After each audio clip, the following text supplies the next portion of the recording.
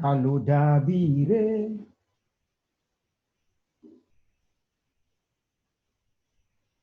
Taludabire. Taludabire.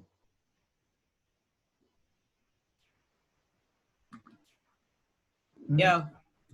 Yeah, mic check 1, 2. The thing is, yeah, when you use it from a laptop, because I just copied that link you sent me to my email address, opened it on my laptop, boom, no long thing. You understand? Yeah. But for the phone, but I sent you on WhatsApp so you can click the link. You're able to click the link, but because we're pasting on IG, so are you gonna join IG so I can join yours, or you want to join my IG? No, I need to join mine. You know why? Because if I join yours, people might not know that I'm on. So I'm gonna join my own. Now people will still know because we say you're on IG live with me, but either way, it doesn't matter. You can still join. I might just do that because really and truly. Yeah, just do that actually. Let's do that. Join mine or join yours? Yeah, join, put your own up. Okay, mine is up. Yeah, put your own up and then send me a request. Mine is up, just join. Can you see mine? Okay, where is it?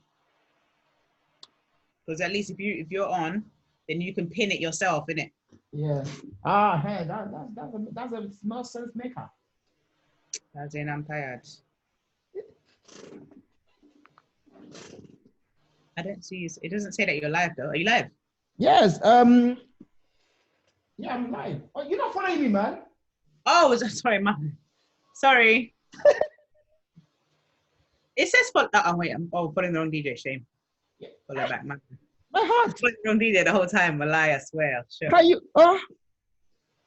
You know, there's another DJ Igbo, and that guy is Congolese. He's been taking my money, since taking my job.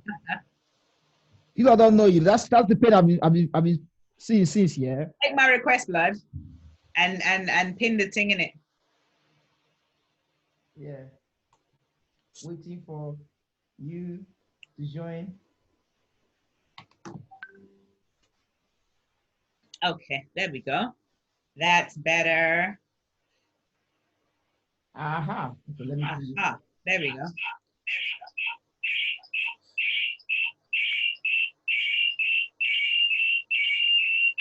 Put back your headphones now. You took off your headphones again. I didn't put my headphones in that time. But you wasn't connected to me, remember? What? How do you even pin this thing again, sir? Just type it and then click on it. It'll let you pin. You see how the thing they move. Mic check 1 2. It's a celebration. Are we ready to be immense in this topic? The topic for today is going to be hot one. Can feminism? What is it? What? Can feminism prevail in a traditional Igbo relationship? Opotoko opoto, oroboto robo. Today, their father, somebody will break leg in this topic. Last, eh? Now total they go pause. All right, cool. All right. Hopefully some people will be joining us. Do you want to just start? Do you want to just start now, or do you want to wait for people to join us? Just start, bro. We're already like 45 minutes late. My voice is feedbacking again. I can hear it. Yeah, man. It's feedbacking like mad. It's feedbacking like mad. You lot, is it feedback or not? Oh, it's gone. It's sorted itself out. Thank God. All right, perfect. So, oh no. I'll come on. No, don't come on. I know what it is. What was it? Oh, it's fine. You came off, man. So don't come off. Let's enter admit. Because I was trying to loop in everyone from Zoom onto this, onto IG. The thing was not allowing it, so Zoom onto this, onto IG. That's why it's feedbacking. So you need to either mute one of yours, but if you're not going to mute one of yours, since I'm recording it, you pay. I've turned my audio up. Is that all right now? Is it clear? Let me loop it back. Hold on. Let me loop it back. Because when I loop it, that's when that happens. We have people joining this thing now. Yeah. We're joining this ID. Guys, Muna, don't be angry. We are EP, Black People Production. And sometimes you get us in the B. All right. Talk. Let's see if it's going to feedback. Hey God, please don't feedback. But I muted the volume, so I don't know if they can hear me. Oh yes, they can. Don't worry, they will hear you. They will hear you. How can they hear me if I've muted the volume? They can hear you. Can you guys hear her? Somebody. They can't hear me. I'm sure. Somebody say if you can hear her. Can anyone hear me? If you can hear her, comment. If you can hear me, say I can hear you. Comment. Let's go. Let's start this thing. It's a debate today. Fire for fire. Yes. Hello. They can hear me. Oh, awesome. Yes. Perfect. Okay. You're recording this, Abby? Yes, it's being recorded. Yeah. Oh, perfect. Let me even stream it to Facebook, sir. Oh yeah. You come. Don't enter anything that's gonna cause this thing. Yeah. So people, as in I don't think I'll just go to bed. I swear. Like I can't even. The ginger where I get don't die. Say. Okay. I know. No. 1 second.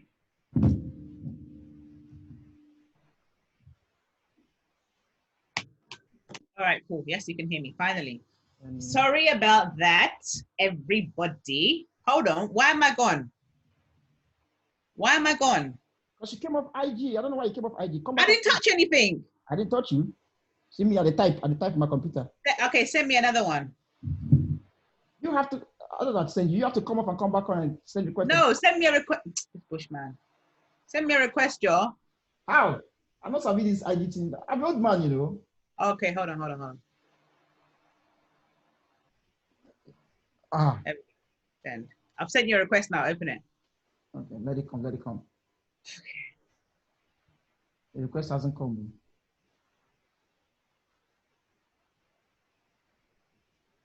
All right, cool. You cannot have IG and Zoom on at the same time with the same people. Ah, you can't know. I've done it many times. Kenzie, we literally did this 2 weeks ago. The YouTube video there is there. Go back and watch the YouTube video on my channel. Proof that we did it. We did the same thing. And it was 11 people in the Zoom as well. So you can do it. We've done it. It's not an issue. You will get feedback again. I don't think so. Can everybody hear me in Instagram? You can hear me. Oh wait, can they hear me or no? Accept the request now. What are you doing? It doesn't come up. I can see. This boy is a bush boy. It never come up. Don't lie. You're a bush boy. How come she's not on IG? Because a request hasn't come up. They can hear me, but they can't see me. Okay. Yeah, because I looked the volume back onto IG so they can hear you, but seeing you is a different. Why are you doing all this kiniko? They are difficult. I mean, you know what? Just come off this. And someone's been connecting to audio for like the last 15 minutes. I don't know who that is. Now this thing is just spinning around like live video calls. Did you get a phone call or what? I swear, people from Nigeria, they've been calling me since. Why? I don't know. They need money. No. These people, the people that are calling me, they don't ask for money. They want. Do it again now. It's okay. So my uncle is calling me up and down there. Please, Father Lord, let everything be okay in Jesus' name. Amen. Everything is okay. It's always money. No. This one doesn't ask for money. Trust me. Oh yeah. Do your thing now. You have to come back. Go back on live again and do your thing. Oh shit. Okay, hold on.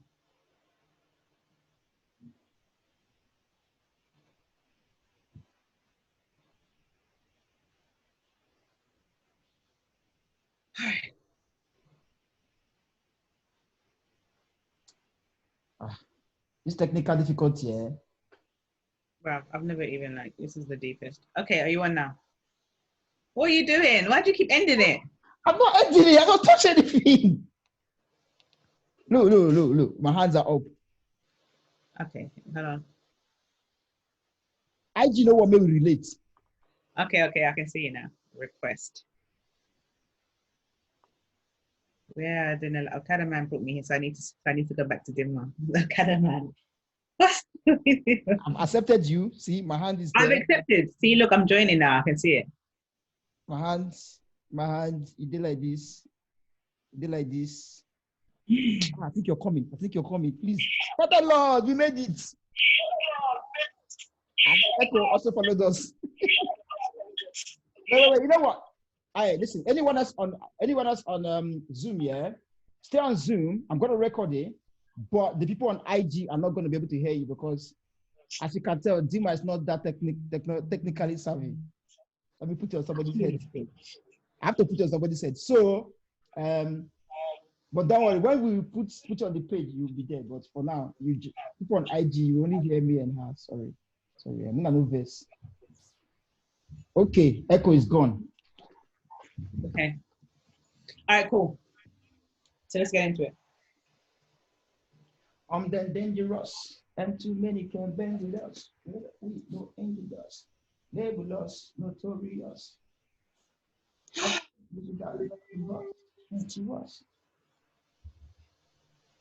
Actually, let me try this thing one more time. Wait. Oh Lord. No. This one not go long. I just told me to do something very intensifying. So let me try it. Don't worry. But the echo is still there, eh?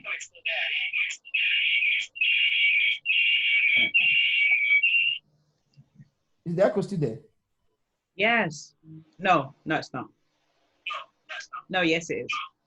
It's more delayed. Okay. We have waited The moment you guys have been waiting for, I finally come. Mic check 1, 2, 2, 3, 4, 5, 6, 7, 8, 9, 10. People of my village, can you hear me? We are trying to hear gist. Who said that one? It's like you like Aproko well. Come on Zoom now. Come on Zoom. I sent you a link on your WhatsApp, Z, and the meeting ID is pinned here. All right, cool. We're still echoing there, bro. Let's go, yeah? Hold on. Hello? Okay, yeah, I think we're good. Go on. Are we jiggy? Yeah, go on. All right. Hello. Finally, we are here, people of Igbo villages all over the world. Our topic today. Oh, Jesus. Wait, let me go live on Facebook. 1 second. So that Facebook people don't invite your village people to fuck it up.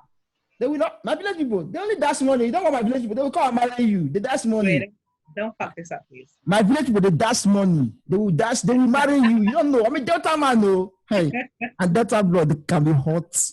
Anyway, Once like you don't. Without further ado, let's get into it. Okay. Look, all right.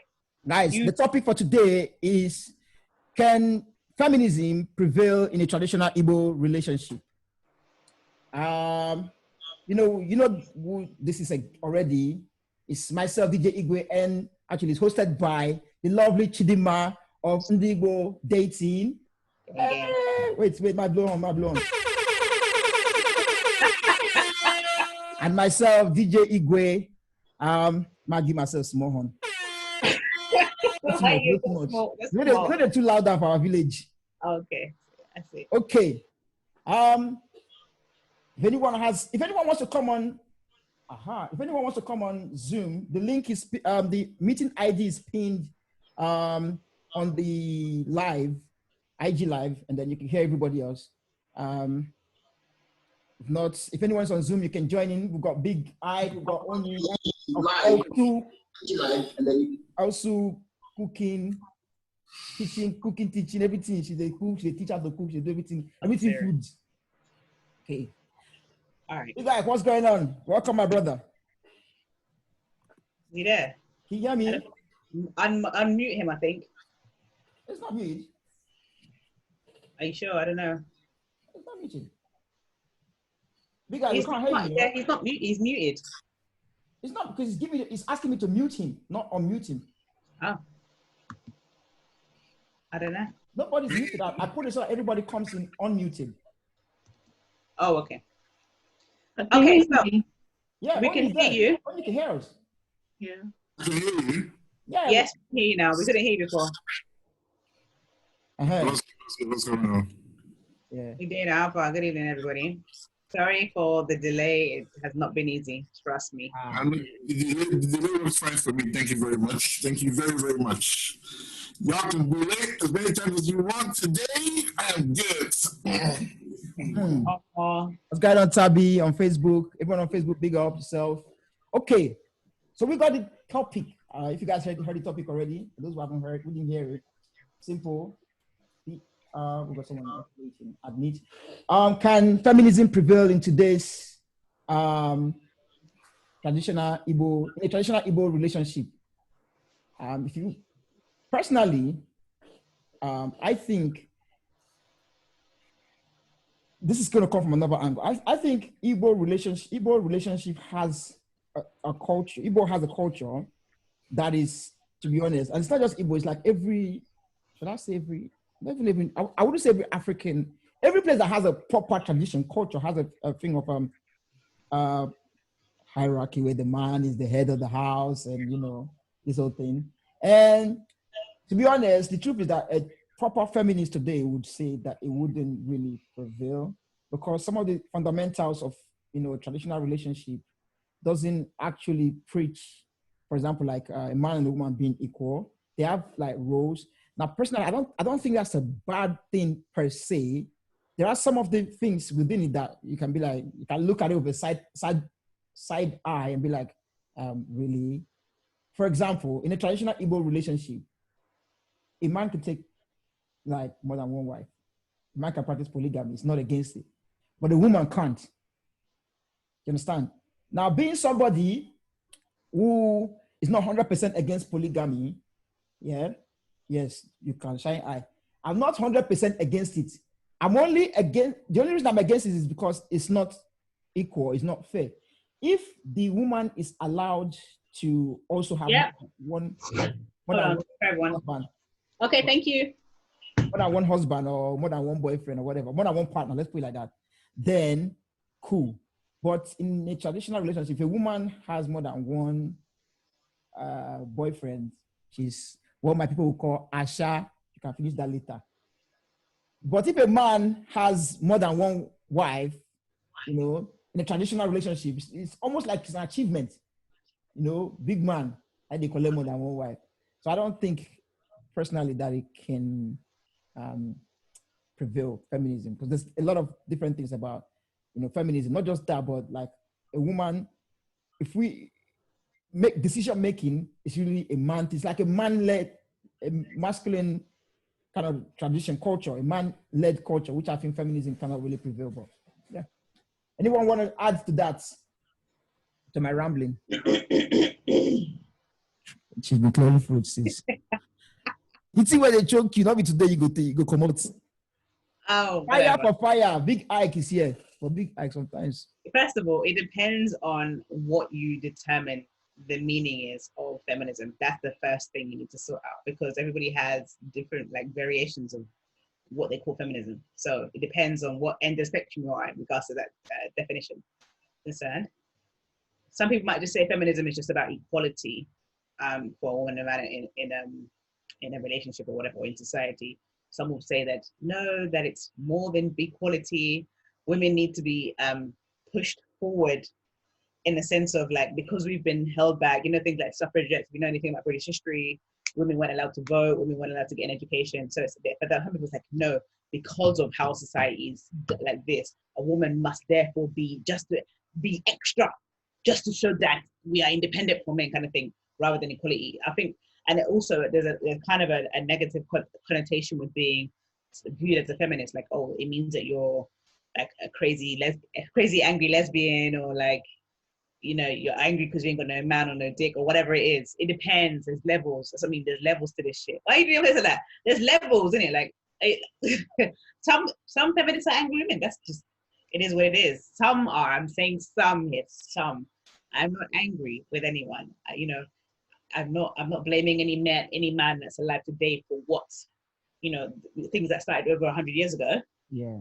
But I feel like in order for your relationship to work, you have to have this discussion. Because if you, for example, are a modern woman living in the modern day, and you know, you believe, oh yes, me and my partner, everything down the middle, 50-50, and you go and pick one, you know, Dinta from the village who says, oh no, yeah, my wife, and anything I say goes. You cannot talk until I talk. You must kneel down to serve me a plate of food on the tray and call me sir. You know what I'm talking about, like the extremities. So like that's why I love it. What's wrong with me? It's quite funny. The thing, actually, hold on. Z made a point that I've not actually heard of before. I don't think, anyway, she said that some women aspire to be second or third wife. Yeah, I have heard of that. Yeah. I've heard of this. You know that. You know why? You know what? You know. Okay. Yeah. Let me explain why. The reason why for some women that's a thing is because, for example, let me give you an example. Actually, your girl Regina Daniels, who I'm sure you know, right? Yeah. Oh, darn, it's relevant now. Well, no, I said yes. Oh, yeah, I see. Oh, okay, yeah. She's wife number 3. Yeah, she's the youngest, but she's like wife number 3, number 4. As it goes down, the further down you are in terms of lineage of wife, the less wahala you have on your plate. Because if you're wife number 7, let's say he spends 1 day a week with each of you. That means you're only spending 1 day a week with him. He's not going to give you wahala. You're not cooking for him every day. Maybe you're cooking for him 1 day out of that 7. And maybe if you're a woman that's maybe not necessarily into sex or whatever, you think, okay, cool, I only have to fuck this man 1 day a week. Let me just rest. You understand? You don't have as much work because the work is shared between you and the other women. So your own wahala is less. Also, if you have kids, things like food, if you have to go to work or go somewhere, I bet go and stay with wife number 2. You understand? Because you're all from that same. So it's about it's like a community. So it's actually quite helpful in that regard. I'm not saying I support, but I'm saying from an economical and kind of assistance point of view, I can understand why it can work and why people would be like, you know what, fine. Also, you already know who's fucking. So nobody say, my husband, they go America for 1 week. What's going to be happening there? You already know, all right, cool. It's week, it's day 3, so he's with wife number 3 and wife number 7, which means I'll see him in 4 days. There's a system. You already know where he is. So you're not worried about who else is fucking. You already know who he's fucking. The chances are everybody's been tested, everybody's got the go-ahead, got the clean bill of health, whatever, so everybody knows what's involved with that. So, and you know that any issue with your husband, you can complain to the other wives and you've got a team backing you up, like, can you believe what this man did? No, our sister wife, let's fight for you, let's argue. You've got, so it's a network. I get it. It's not for me, but I understand that. That's wahala, especially, and women are more likely to do that if the man is rich, AKA Regina Daniels. I'm only be fine, Bobo. As in, this girl was like 19 years old. Wife number 5. At that age, I was shocked. I was like, yeah. Wife number, that's now your people now. Don't be Delta. Now your people. Now the uncle has, if I'm correct, he has a child that's about that age, I think. About her age. Who? He's got kids in their 30s. This man is in his 60s, you know that? Okay. He's got kids in their 30s, man. Hey. His wife, I think wife 4 or wife 5. He's got a Moroccan wife. Please, any billionaire woman that wants to take me as second husband. Slide in the DM. Slide in the DM. Slide in my DM is very open. Yeah. The DM open like anything. I can be third husband. Just be a billionaire. I can be third husband. You're 10th. Of course, why won't you be 10th husband? Look at your ego. 10th husband, sir. She just give me my own share of the billions. Let me eat my share of the national cake. This is it. And this is exactly what I'm saying. So I think that's why. Even if you're not rich, if you're from certain societies where it's part of your religion or your culture, aka Muslims, Islam tells a man that as long as he can look after them equally, he can have as many as he wants. Good evening, Michael. Whoever's in the Zoom. Hi. Welcome. My guys, you hear this? Moral of that story, guys. Make money. Make grandpapa no carry my wife. Make money, my guys. If not, grandpapa will carry your wife and make you houseboy. I beg you.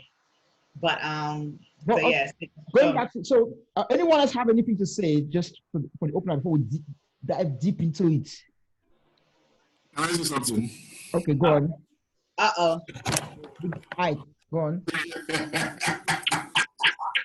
I know this is not gonna be good. It's not gonna be good. Okay, first of all, polygamy is not bad though. Let's put it in perspective. Women have number men, 6 to 1 or 7 to 1? So if one guy is helping take care of 4 women, isn't that bad? I didn't say it's bad. I never said it's bad. I said for those who it works for and are happy to do it, as long as you are consented. No, what's my business? But we can't be like, oh, you know what? We've agreed to be monogamous and we're married, and in a year or 6 months or 2 years or however long into it, you just come home and be like, yeah, it's my new wife. Excuse me, what? You did what? But I'm sure that was not what Will Smith signed up for when Jada came to tell him that.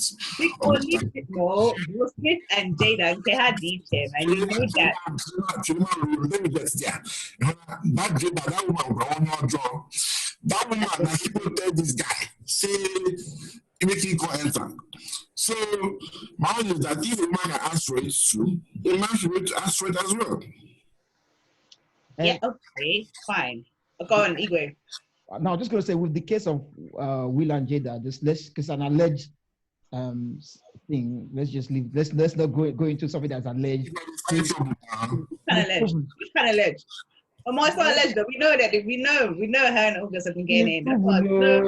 There's no that it happened here alleged. We like to be caught on justice. It's not good. Listen, yeah. If it was like alleged, they will both come out and say, "Oh, look, these are rumors. It's not true."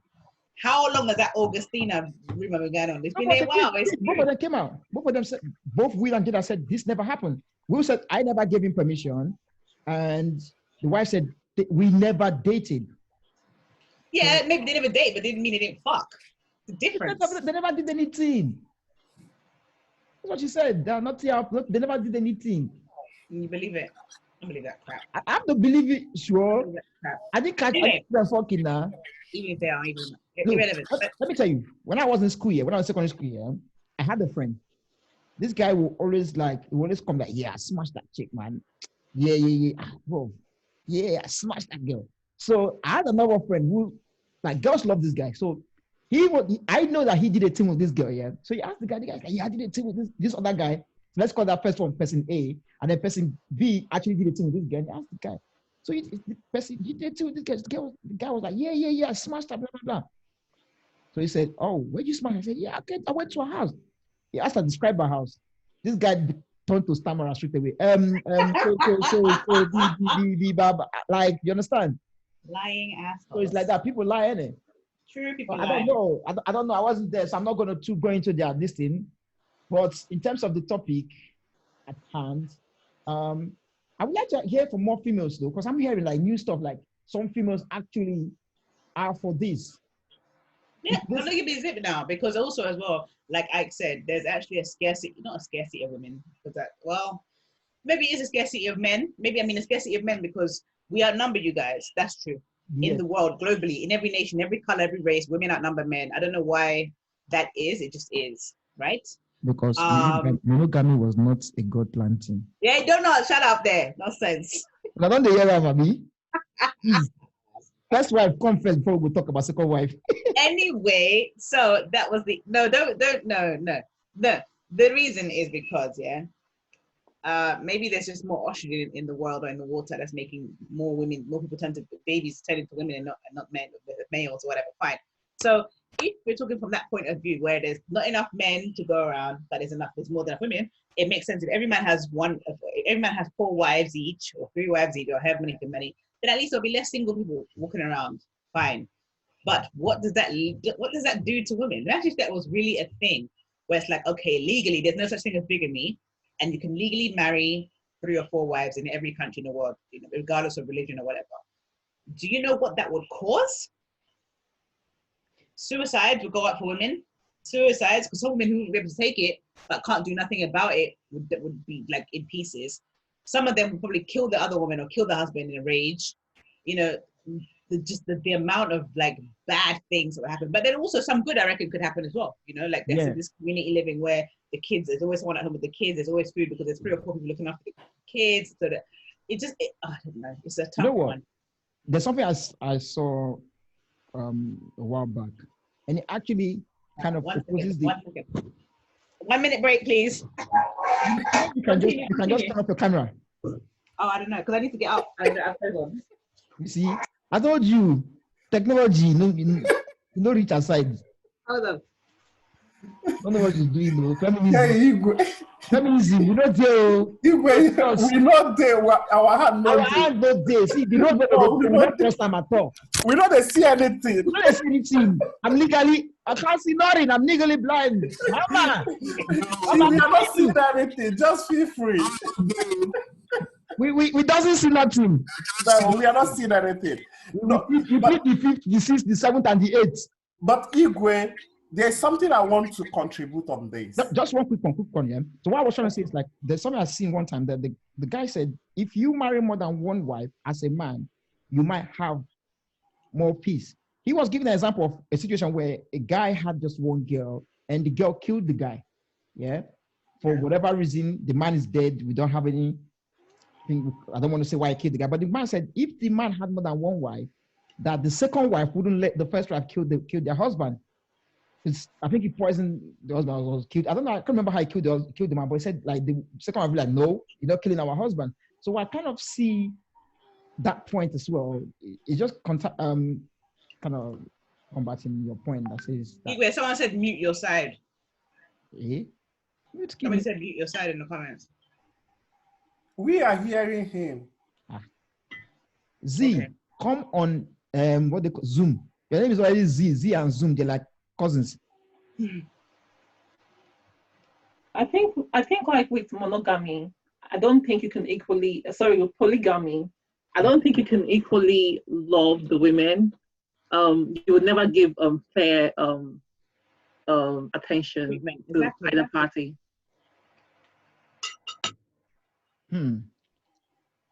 Yes, I kind of agree with you, but again, I've had this discussion here with someone before that if you're going to do polygamy, if you're going to date more than one person, that you can't give them your, your full attention to one person. And the person said, who said even if you're in a monogamous relationship that you're going to give your full attention to one person?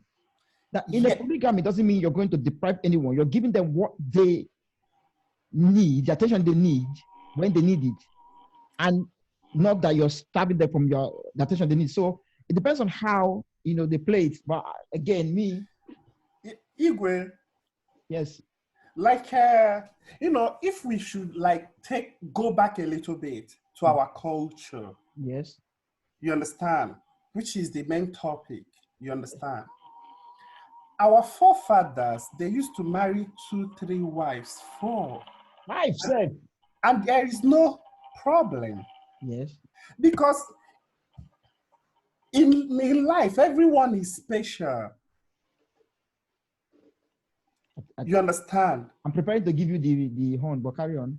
So, like talking about attention and no attention of that matter, I don't think is a problem because some women really love attention. Why some don't like too much attention? Just provide what they need and they are good. Their partner? Yeah. Okay. There's some women that don't like too much attention. You might like come across them, they might be your girlfriend, but too much call, they don't like it. They are not comfortable with it. Spending time so much, they are not comfortable with it. People differs. I'm trying to give a like example. Because all these things comes after the missionary something, after colonization and all this. So a lot of things, a lot of our traditions, you understand? Yes. We are destroyed, you understand? Trying to wipe them out.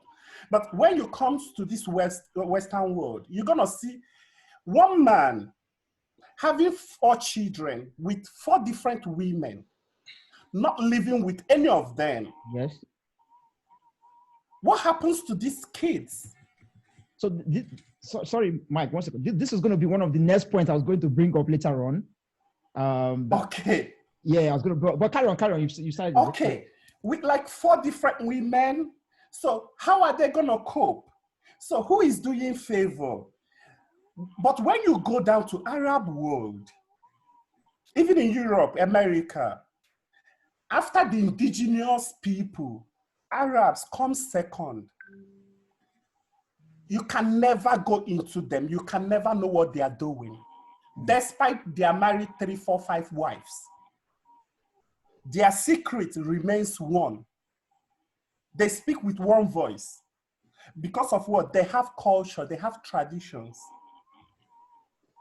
But we today, you will see our girls. Look at how beautiful they are, but they don't want to keep their hairs anymore. They want to buy a hair they don't know who bears. Maybe it's a dead person's hair. They are spending thousands to buy them. Neglecting their beautiful afro that God blessed them with. Some will be using relaxer to make your hair to be straight.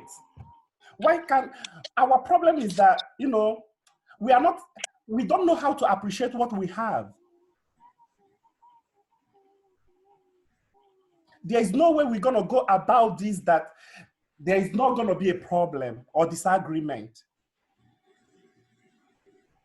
Even if we start marrying 2 wives now, okay, for example, we are practicing now monogamy. 1 man, 1 wife. How is it working, Igwe? Is it working good? Have you seen the rate of divorce in our society today when you talk about Nigeria? For a woman to say now, I'm done, is very easy. For a man to say, I'm done, is very easy. Before is something that you have to think. Even before saying it, it's an abomination. You will think of your family. Although some relationships, there is abuse on that or other things, you understand? But I believe that everything have remedy. You understand? Because no matter how abusive you are not above the law. Mm. I get your point, because one of the thing, the topic I was going to, what question I was going to ask for another point to this was, do you think monogamy is a right tradition for Africans? You know, a typical someone practicing a typical African culture. Do you think monogamy is the right thing for them, or it works for them? And you kind of started it, so we just kind of go into that. Personally, I think. Pardon? So I'm going to say something based on what he said about like back in the days how it was okay for them to practice polygamy and how it's not really how it's frowned upon now. I think back in the days, the husband probably carried their first wife along before they go and get another wife. So probably they get the permission of the first wife. That's why it's easier for them to live in peace.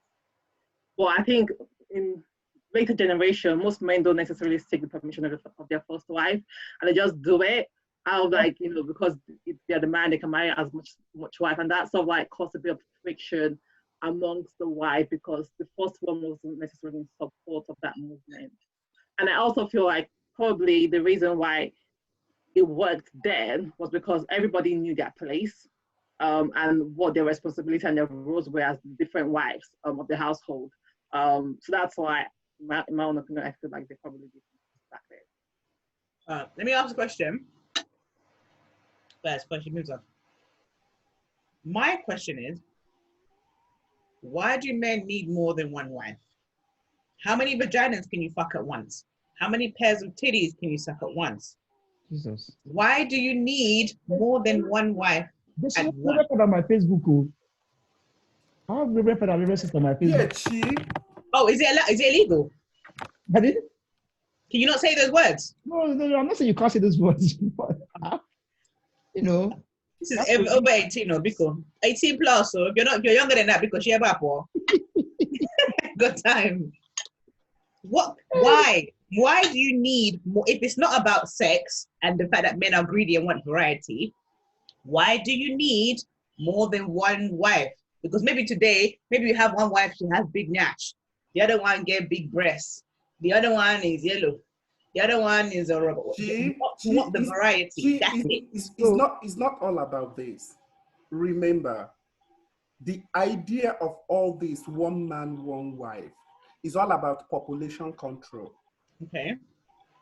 Because in Africa, we have different tradition and different society, which is not applicable here in the Western side.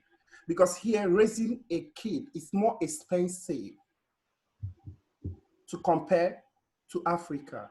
In Africa, what you spend in one kid here in Western world, you can use it to train maybe 5-6 kids in Africa. You understand? All these ideas by Westerners is all about population control. They don't want us to be bigger than them. They were afraid of us. This is all about this. Remember, even there's a group, one church, people that are called Mormons.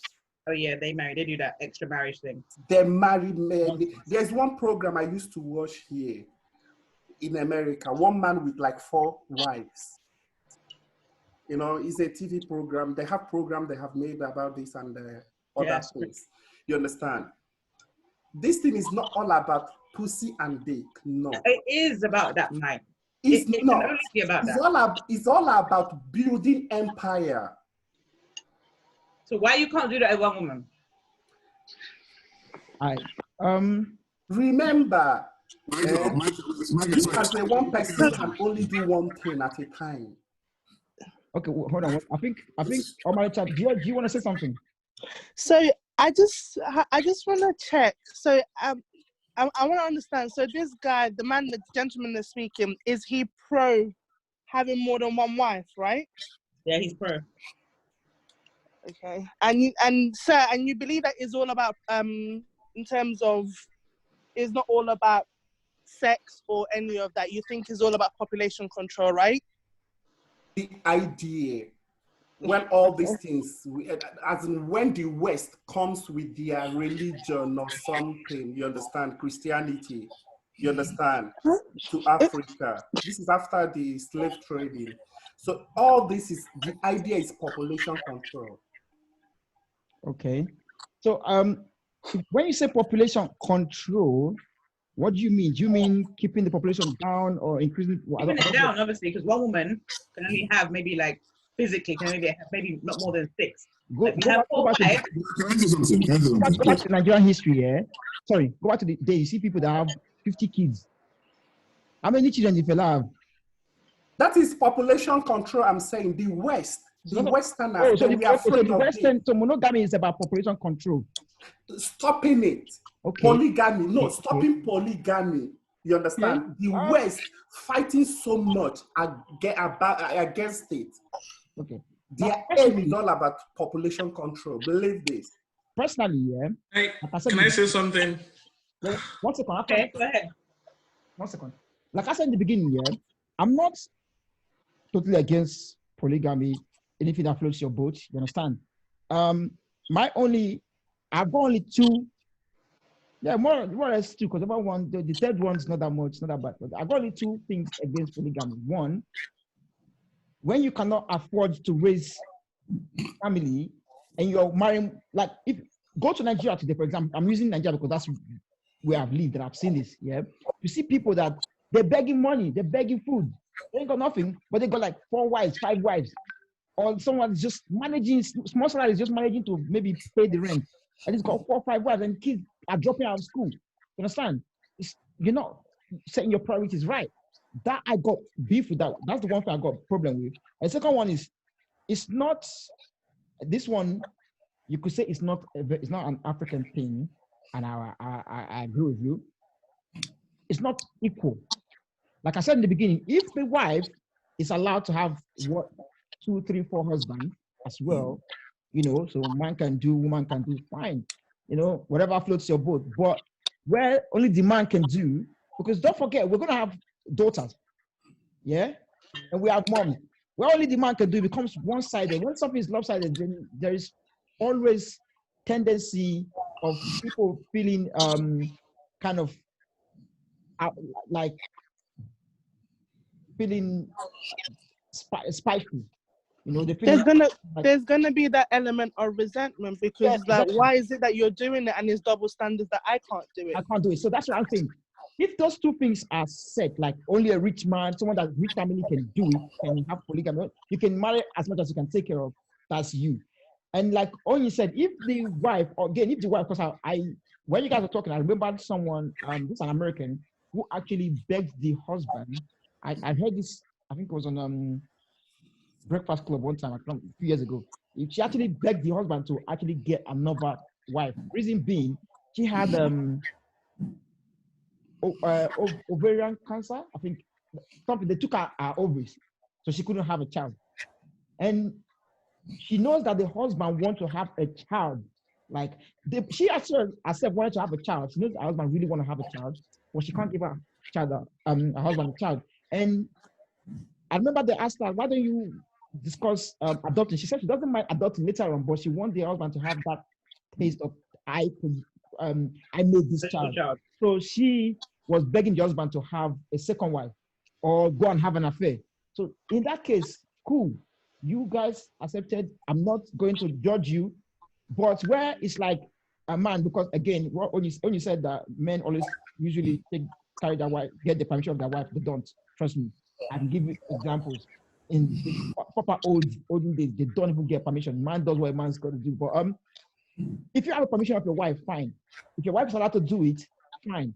And if you can afford it, fine. Don't come and have 10 wives, 500 children, and then be begging me for money. Don't disturb my line. Yeah, bro. Can I say something? Go on. Okay, this might sound, obviously people know me, I like to crack joke, but this is a very serious thing. Could it be that our ancestors had the insight on the fact that, I'm not saying that I'm for polygamy or for monogamy or whatever, this is just me putting thoughts out there. Could it be that the reason why our ancestors believed that it was okay for men to go and marry as many women as they wanted to, if they could look after them, was because they could see that the population was getting out of control in terms of the fact that there were more women than men? Because if you are telling me now that women should not marry as many men as possible, by the time we see men, there won't be any men anymore. And what you'll be stuck with will be those of women going out there having side babies and being called snows. I forget for Game of Thrones people there. Do you know what I'm saying? So we need to be careful how we want to do it. If you're saying, okay, let women go out and do what they want to do, be careful because the numbers will not add up. Because what you're going to end up having is men who are committed to, probably 4 men committed to one woman, and then other women will be lacking as well. So let's be careful with what we're getting into here. That's what I'm saying. Okay. Anyone else got anything to add? Yeah. I will shake this place, so I'm keeping quiet. If I shake the Nzebuchi has something to add. Go on. Yeah, it's Nzubechi, not Nzebuchi. God. Right. I joined in the middle of the conversation, so I wouldn't know what everyone's opinion is on this, but I heard the central discussion topic. I think for me, it has to do with a lot of things, because someone like me, I would be leaning towards monogamy, but I don't expect everyone to share that kind of opinion or view about marriage. But you have to consider different perspectives.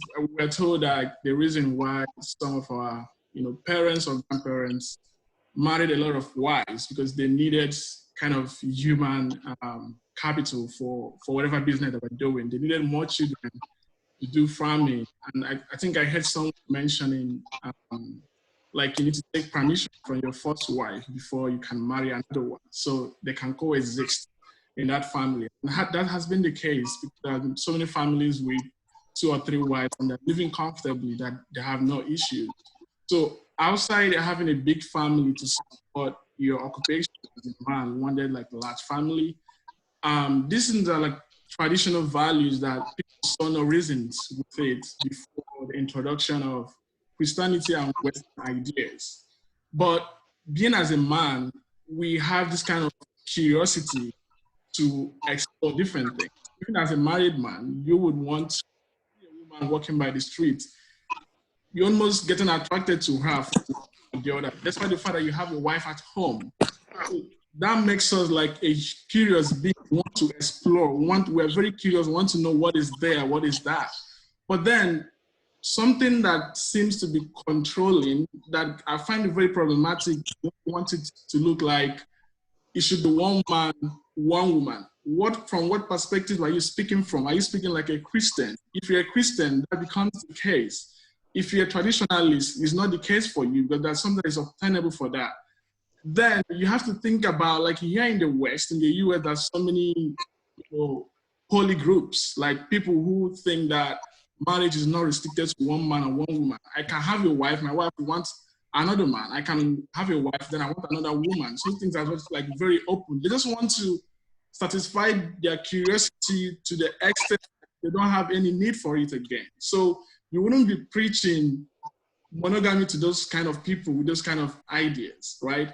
So I want to put it that the idea of monogamy is just a Christian concept because you believe in the Bible, you believe that the church says it is one man and one woman. And if you want to ride that train of being a Christian, then you have to stick to that. If you're a Christian, you have to, marry only one woman and have to respect that. So that is where I apply discipline as a man. I have to stick with this woman because this is what I believe in as a Christian. I don't have to share my life with any other person. And this is what you have to do to the rest of your life. But then every other person might be a traditionalist, might be a poly-minded person. Those things don't apply to them. They want to explore.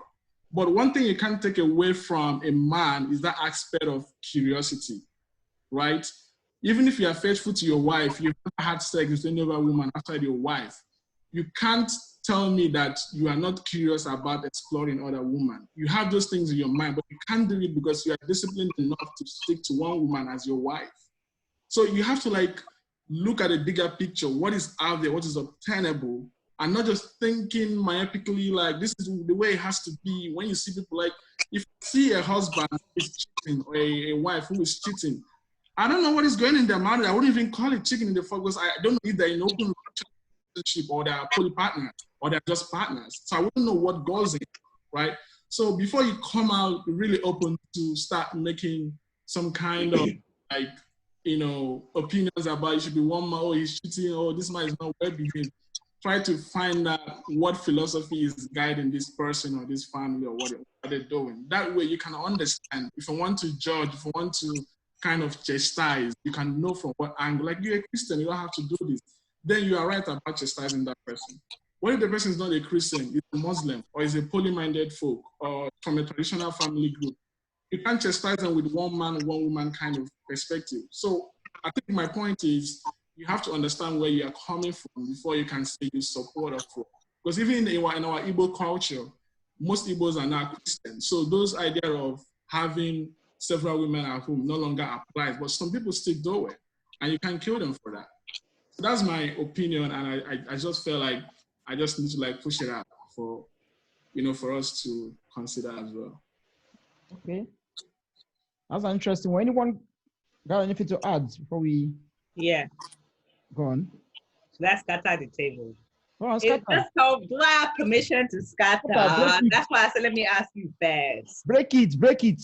Oh, Lord. Knock out for grand. Them man scatter the table.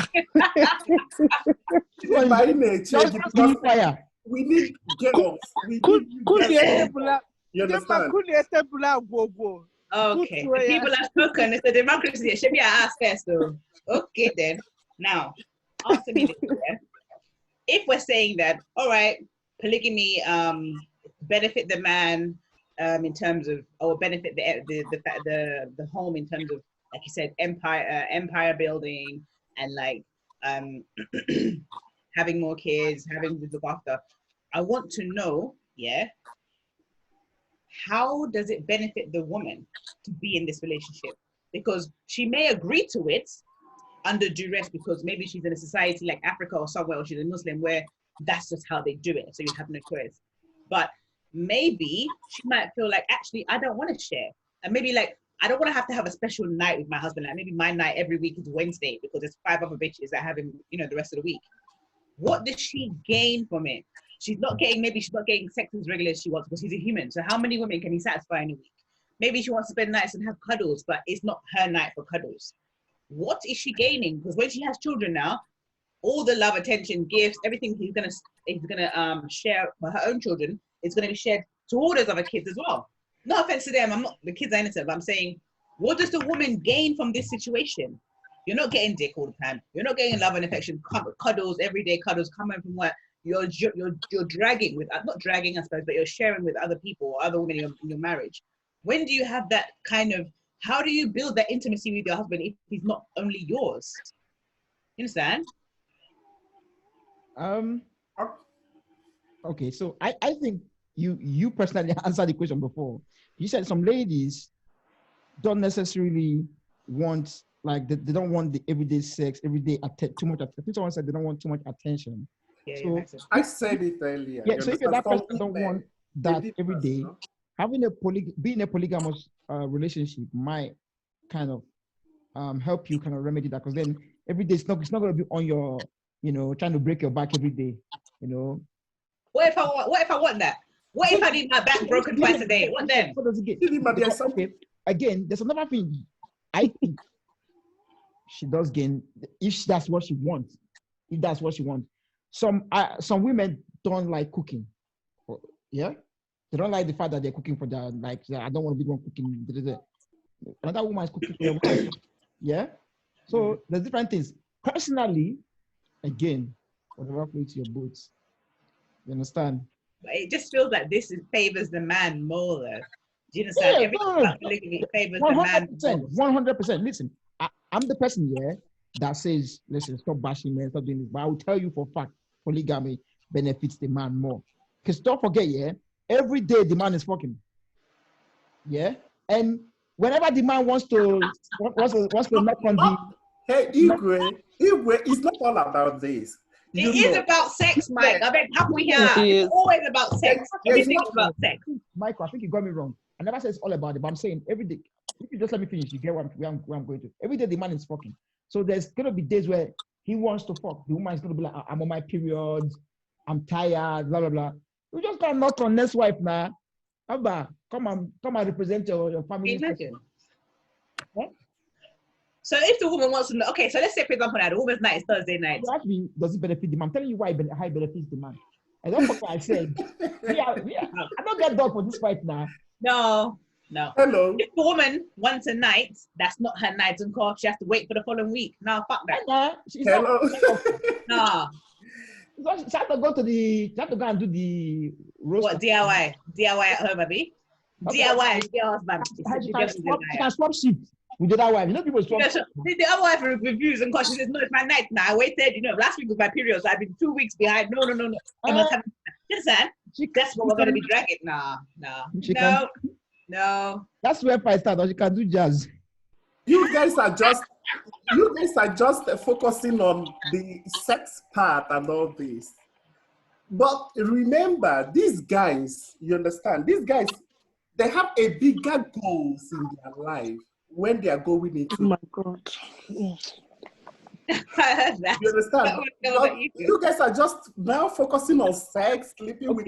Remember, that's why they're marrying. That's why they're doing this. Remember, these guys, they are great farmers. Different reasons why people do it. Yeah, I've seen people who did it because maybe first wife couldn't have a male child.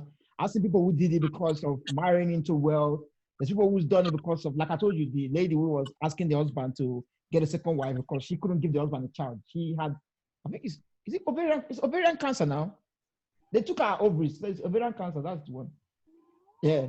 And I've seen also, there's another American, I can't remember who this one is, but she didn't want to have a child. She said she didn't want to mess up her body. She said, So for different reasons, yeah. So if it benefits you, it benefits you. If it doesn't, my brother, my sister, that's how life goes. Okay. So okay. Anybody I have a question. Go on. I have a question to Oga Igwe. Go on. Yeah. Go on. Wait, let me like whenever every man talks, I mean, he doesn't speak for every guy. Like despite how you see yourself, I don't. How you think the game is, right? So I don't know if you're married or not, but this is just like the opinions you've been giving out. But when it comes to reality, do you see yourself marrying like 2 women or 3 women in your, like stay in the same house with them? Like in this our present day? Good question. And I have a good answer to it. You see me, yeah? I only date like black girls, innit? Okay. And black girls, yeah, they're a bit of a headache. Wait. Let me slow down. Igwe, please. Let me land. Please be careful with that one. Can you? Is it your question? My question is talking about marrying. Please let me land. I'm flying. I'm talking about marrying, not dating at all. I'm talking about marrying. The day before you marry, you think this is 1952? But anyway, like I said, black girls can be a bit of a headache. That's not necessarily a bad thing. Yeah. Wait.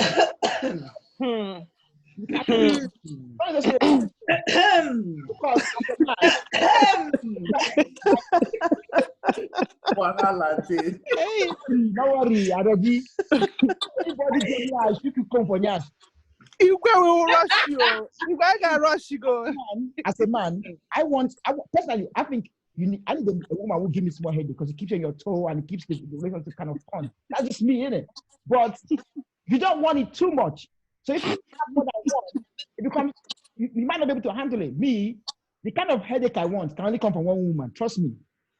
You understand? If I have more than one, it will be migraine. And see this head there, I don't fit. Panadol don't finish. You understand? So back to the question: can I marry? Would I want to marry more than one wife in my house? Yeah, I have 3 reasons to say no. Reason one: I come from a polygamous family. I know how detrimental it could be. I'm not going to it, but I know the bad side. I don't fault my dad. I fault my dad for actually going into that. Yeah, because people think you only learn from the good. You can learn from the bad things. Learn what not to do. And I learned that that's not for me. You understand? I'm the kind of person that I cannot have chaos in my home. It never work. Like I always say to people, every time I meet a girl, yeah, I always say to them, for this relationship to move forward, for us to, that's why some of my relationships haven't worked. When people I've spoken to, I haven't done with them. I'll tell you why. Because they don't, for me, you have to be cool with my mom. I want the whole family, everything to be cool. Yeah. Not like you have to be washing plate and grinding cassava or anything, no, but I don't want that beef. You know that relationship where it's like mother-in-law, because this thing, I only see it with females. I haven't personally seen the boy and the father-in-law beefing or the male beefing. It's only the females. I don't know what is wrong with you females. You don't like each other. The mother-in-law and the wife, they don't talk, they're beefing, blah, blah, blah. I don't want that in my home. So I like peace. So the level of peace I want, I can only get it from one woman. Because when you have more than one woman, it's always jealousy, envy, this one, but I cannot take all that. That's one. Another thing as well, when you have more than one wife, there's tendency to treat one better than the other. That's the way I think.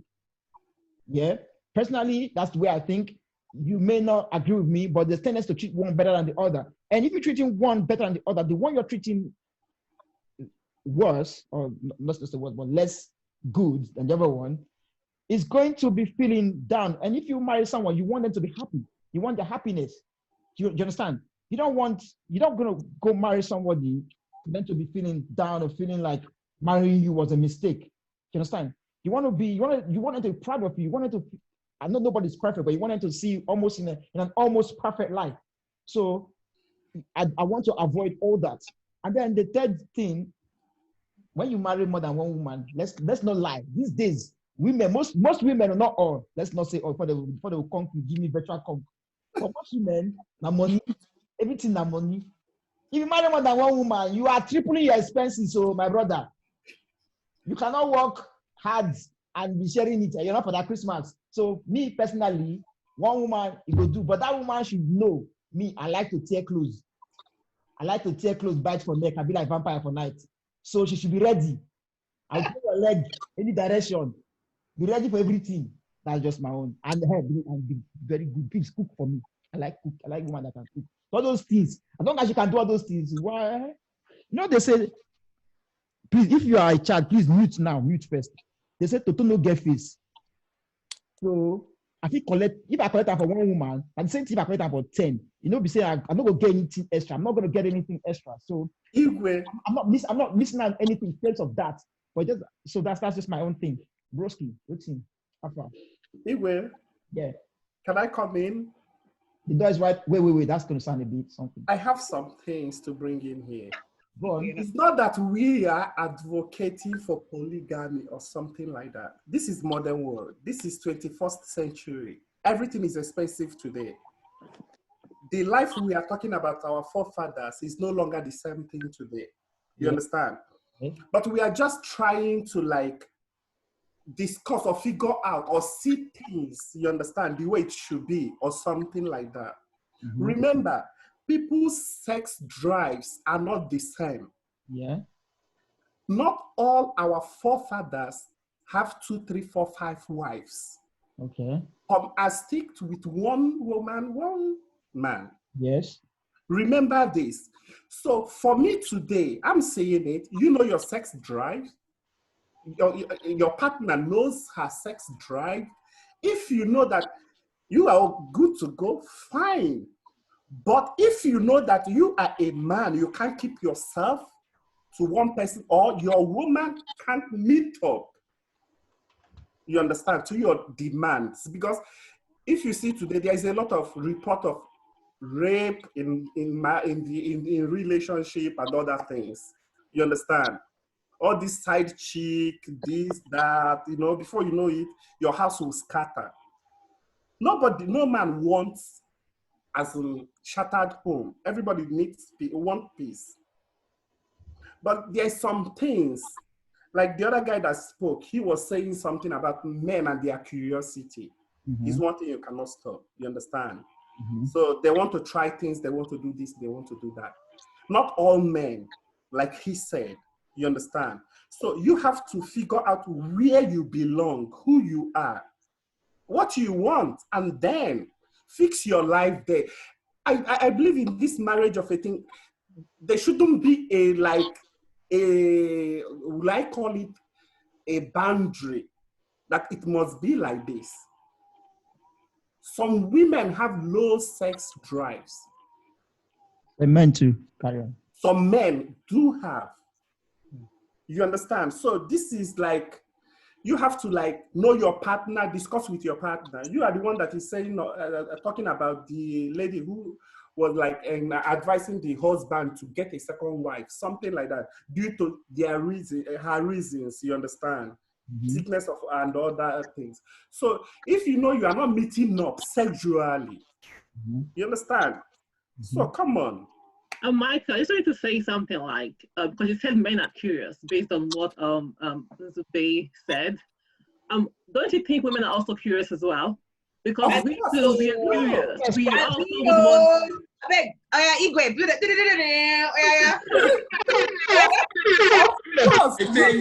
I think No, Yes.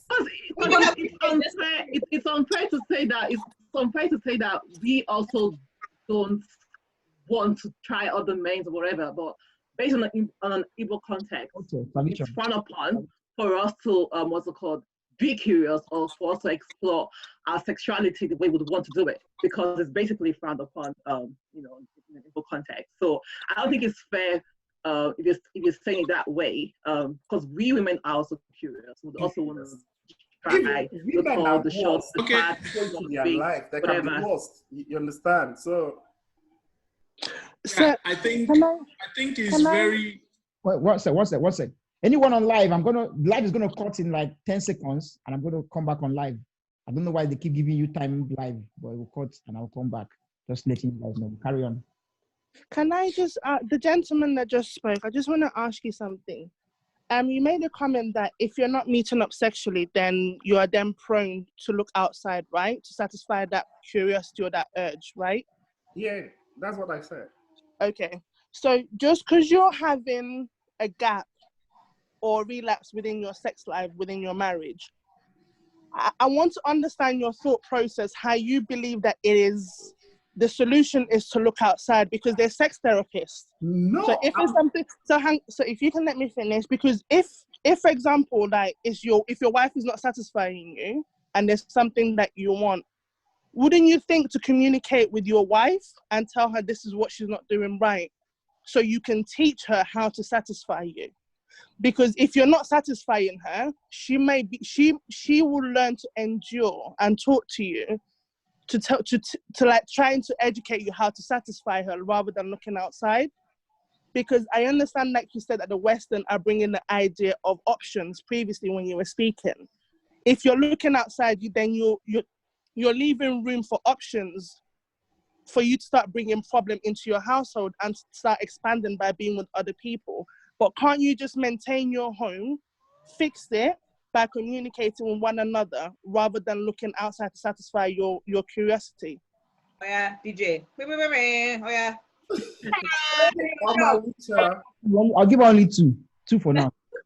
Yeah, also just to add to what Malicha said as well, because most times when women express themselves in a marital context, like let's say you're married to an Igbo man and you want to say, oh babe, I like to do it this way, then he'll start to ask you like, where did you learn that from? Where did you get that from? Start to judge you, like, are you not allowed to have higher sex drive or whatever? So I just feel like, in the Igbo context, it's unfair when it comes to like women's sexuality and how they can express themselves, and the yardstick they judge women is quite big. Yeah, it tends to be double standards, because there is okay for guys to do it. I'm not saying is everything guys do that women should do, but it tends to fall into that category of double standards, because it's okay for the guy to do it, but if the woman does it, it then becomes that you're a bad wife. Do you get? Exactly. Or am I not? I don't know. Malicha, you are trying to generalize this. So that is what you have been doing all this while as well. Just putting it out there. We can only speak from the women's point of view. I'm not speaking for every woman. I'm only just putting my opinion or my point across. I'm not speaking for every woman. Okay. That's Bon. yeah. Zubechi. You keep. I don't know. Are you? Did you grow up in Igbo? Sorry. Yep. No, I'm talking to Igbo. Like he keeps mispronouncing my name, which is very. Now, it's not the short form. Zubechi is like a very common name. No, but I said Nzu. I shortened it. Oh. Is that a short form? Yeah. So I like what the previous speaker said. Like speaking for yourself, for your own perspective, is like usually very helpful when you want to like make an argument or make an opinion. Going back to what she said, which is, I think it's part of the things we could categorize as male privilege, where like when it comes to sexual relationship, a man is expected to perform very well, like be good at it. Then if a woman reciprocate back in a way that,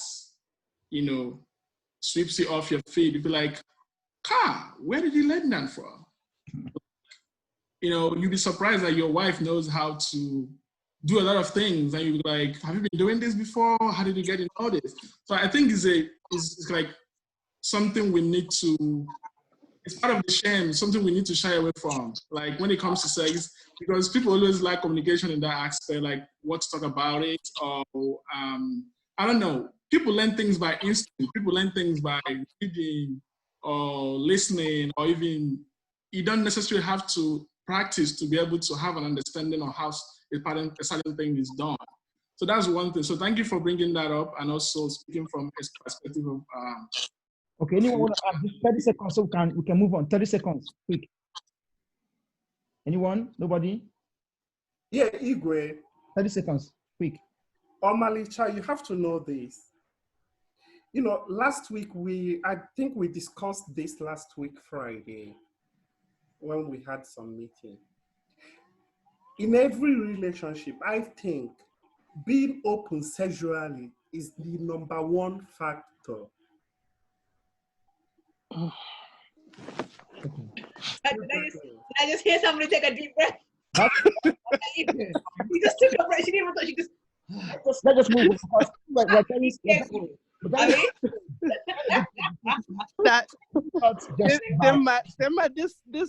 This one is past me, please. This one is past me. Keep it to the original topic. Because it's not only the guy or the girl. Two of you need to know each other. Who is gonna ask you, where do you learn this from? Where do you learn this? Okay, guys, we're gonna have to move on a little bit, yeah, because for time we have to move on a little bit. Just kind of bringing it back, because we're not just talking about sex and monogamy. The topic was, does feminism work in a traditional relationship? Now, the next point I want to bring about is knowing your place in the society, because in a traditional Igbo or in any traditional relationship in Nigeria, the women seem to be put on the backup seat. Let me put it that way. Like the man is like in the forefront, It is what it is, yeah? So do you think feminism today, what feminism is? If I should give a good definition of feminism, as a dictionary says, the advocacy for women's rights on the grounds of equality of all sexes. So, on equality of all sexes, can feminism work in that sense, in terms of knowing your position in society? And do people actually practice feminism to the fullest today? Okay. Nigeria, no. Dima, go on. Oga, teacher, I get question. I want to talk, Oga. Go on. Technically, no. You're going to talk about feminism in the way that it's defined in an Igbo home. I'm not talking about anybody else. If you're doing things the Igbo way, the way our ancestors did it, the way our elders did it, no. And the reason for that is because number one, you marry an Igbo man, yeah, even I'm pretty sure even now 2020, married Igbo man, 9 times out of 10, that Igbo man is going to expect you to change your name. Why? If he's all for feminism and equality, say, okay, you know what, darling, keep your name. Me, I have my name. You have your name. Should be equal rights. We're equal. Keep your name. I'll keep my name. That man wants you to take his name. You're his property. He's taking you as his own or whatever. You, even if you say forget the name thing and it's not relevant, fine. The whole thing about the man is the head of the household. By even just saying that sentence alone, just basically dissipates feminism completely, because the idea is that there's supposed to be no head of the household. We're both heads of the household. There are two heads of the household. We are heads. By saying the man is the head, you're acknowledging that he's the leader, he's in charge. Automatically, that feminism part, it cannot. If you're using it in the genuine meaning of the word, it cannot exist. I mean, people are living how they want to live in their own homes, and that's fine, and you're doing what works for you. But if you're talking about it as it is, no. In an Igbo home, if you're doing it the Igbo way, man is the head of the household, darling, I want to do this, for example. Any decision, if it's inequality, if it's equal, whatever, you just make a decision. You don't have to consult your partner. Should be why do I need to consult him? But with an Igbo relationship, chances are you tell your mom, I want to buy a car. Okay, ask your husband. What do I need to ask my husband for? It's my money. Ask your husband. Okay, I just got a new job. I want to get ask your husband. It's always, I mean, I suppose it's different too, but it's always kind of everything is leading around or surrounds asking the husband. The man is in charge. What's his opinion? Let the man lead. Men are leaders. They say the men is the head, the woman is the neck. Everything about our society or our Igbo culture is about the man leading, you know. And even if you want to go biblical, if you're a Christian, he who finds a wife, everything is about the man. He who finds a wife, all this stuff is about men are in charge. We just follow them. The man leads, we follow. Like in the Bible with this guy Lot and his wife. What did the woman do? He was leading. She decided she did drag the hand. She looked back. She became a pillar of salt. My point is, feminism as it is cannot work unless the two of you are on this whole, okay, we're Western, we're going to be this forward life stuff, which I'm not saying it's bad. I'm just saying it is what it is. If you say you're a feminist, equality, which means he's not going to say, I'm not going to pay all the bills in the house or run the house as a family or run it as the man with the blah, blah, blah. You bring your own 50%. I bring my own 50%. Everything. It means maybe the man will be at home for 3 days a week. I'll be at home 3 days a week with the kids. It doesn't really work unless that's what you both consciously want. But usually, no. It doesn't work in our society. The man comes home from work. If the woman's at home, she serves her husband. Abby? That's the kind. We've seen that's why elders do. Like my dad, my mom will come home, serve the food. Even if he's already at home or she come home, serve him and wait to eat. Like, eat with my husband. All this kind of stuff. How can it work? Can't work. Feminism can't work. Our culture is not built around women in that way. They say women come to the meeting, they don't talk. Be quiet. Be quiet in the meeting because it's where men talk. Women don't talk unless they ask you a question. So no, can't work. Okay. Anybody else? Sorry, that was a lot. Anybody else? Nobody? All right. Personally, I think feminism as it is, I think to an Igbo or any cultured man, but they feel like they are practicing some sort of feminism, but in their way. I'll give you an example. In any world cultural society, I don't want to say African, Nigeria, because if you go to Italy, it's the same thing. I mean, I'm just mentioning the places me I've been to. Like I haven't been to all the other countries. So the places I've been to, I've seen it. You know, it's like they have the very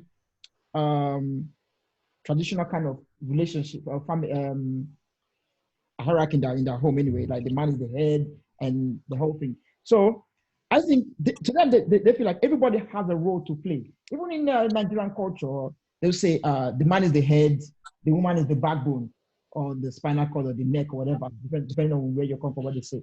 So they're not saying that the woman is inferior to the man. They're actually saying the woman has her role to play. She just need to play her role. But obviously today, when you start to talk about equality, then people start to come up with, oh, no, no, no. Yeah, I want to play. It's like they want to say, I want to play your role. You understand? I want to play your role, not my role. That's the way the traditional man will see it. Like, and then they will be like, okay, if everyone played their role, then I'm not stopping you from playing your role. You're not stopping from playing my role. We're just doing our own thing to come together in one big, full picture. So in that sense, their form of feminism works for them. Because don't forget that even some women, because it's very engraved into our being personally. Like some women will be like, I've actually seen where some women is like, even like you said, you want to buy something, the woman will even be the one to say, have you even told your husband? Have you done this? I'll give you an example. I've seen a woman like, she goes to her daughter's house and there's no food in the house. Yeah. And she looks at the daughter like, do you want to, what kind of wife are you? Did I not raise you well? Do you understand that kind of thing? She didn't ask, was there money to buy the ingredients? Can you cook what your husband, why is there no food? You know, like, is it because maybe the husband didn't want food being cooked or whatever. Maybe the husband wanted, because me, I feel like, yes, I like a woman who cooks, trust me. Every girl who's been with me know that, this guy, like to chop. That's my team. But also, there's that day that he's going to be like, okay, today, babes, we're not cooking today. We're going out, we're eating out. Yeah. I'm not saying every day of the week. Let's please, any girl that's watching this, that you're trying to toast me in my dreams. It's not every day of the week. But that one day, it's like, okay, today, don't cook. We're eating out. So that can be that day that the girl's mom came to the house. But automatically, it's already engraved in that if there's no food in the house, the woman. If the clothes is dirty or the house is unkept, the woman. Now, if there's no money in the house, it's the man. The bills are not paid, the man. The kids are not in school, the man. There's no light, whatever, is the man. You're getting kicked out of your house, the man. So it's like they have, in the traditional family, we don't have what the new definition of feminism is. We have a system where it's like everybody has their role that is known and is played.